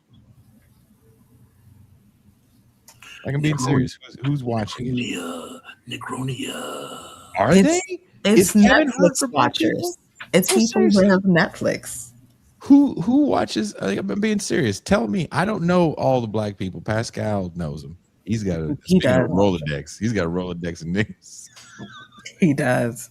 He's got a cave of nigga information. Niggamation. Who is the Kevin Hart roast for, Pascal? I can't call it, Captain. That's sad. I think it's for his fan base. Who's Kevin Hart's fan base? I'm asking. I don't know. Is Kevin Hart a crossover black comedian? Yes. 100%. I would argue that it's for his audience, and his audience may not be just black people. Yes, he did do that, McRubs. Yeah, don't repeat anything you hear in this episode today, please. Damn, they called him a Chris Tucker stand-in. You guys are mean. Jumanji fans? God damn. I mean, they're not wrong. I used to work with this Asian lady, and she and her boyfriend loved Kevin Hart. They were younger than me. I was like, well, I'm happy you found something you like, Bunny. I think Kevin Hart takes from the Eddie Murphy school in that comedy is for everybody. And I don't have to make these white people drive like this jokes. The best joke Kevin Hart ever says when he talk about dad getting knocked out in front of him. That was the funniest shit I've ever seen. That and say it with your chest. But if he thinks comedy is for everybody, he thinks these checks are not for everybody. These checks they're for him. Them checks is for him.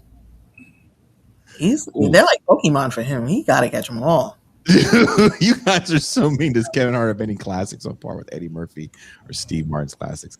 I think Say It With Your Chest is pretty funny. But I don't know if it's on par with G.I. Joe is swimming underwater. You tell me.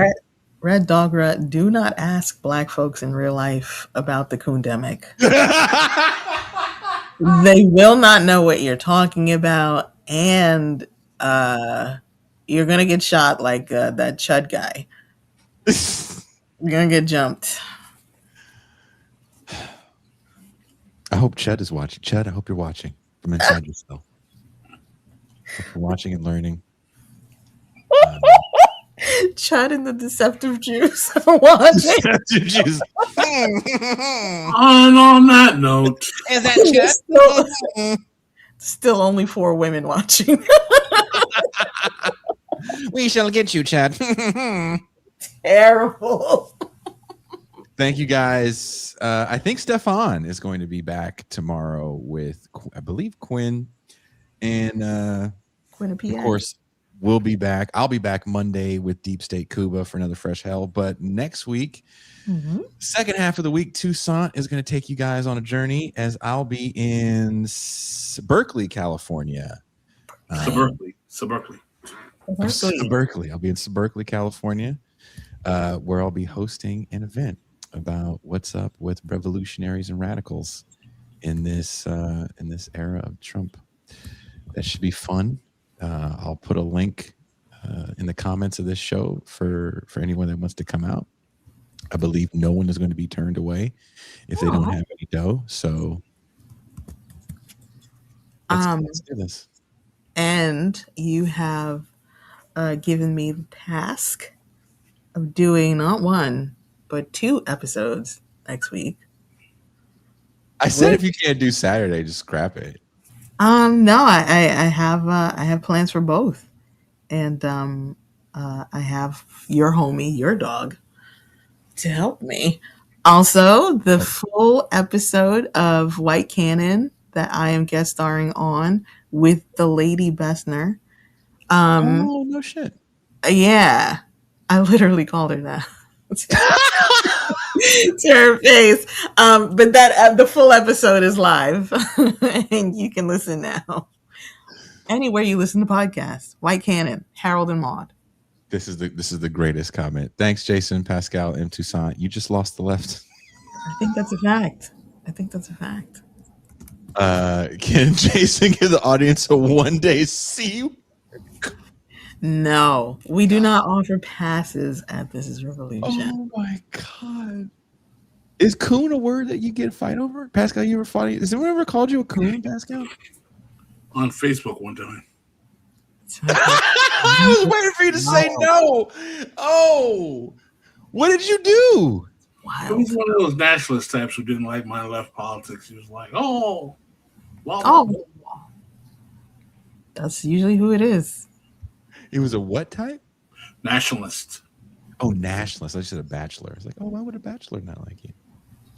Oh. That's rude. You're a bachelor. They're both bachelors. They have a lot in common.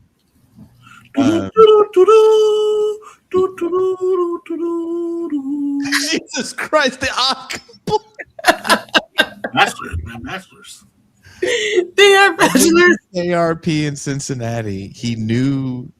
All I know is the W in Cincinnati. That's all I know. And he knew all the words. All the words, yeah. That's all the words. Amazing recall. Pascal Robert.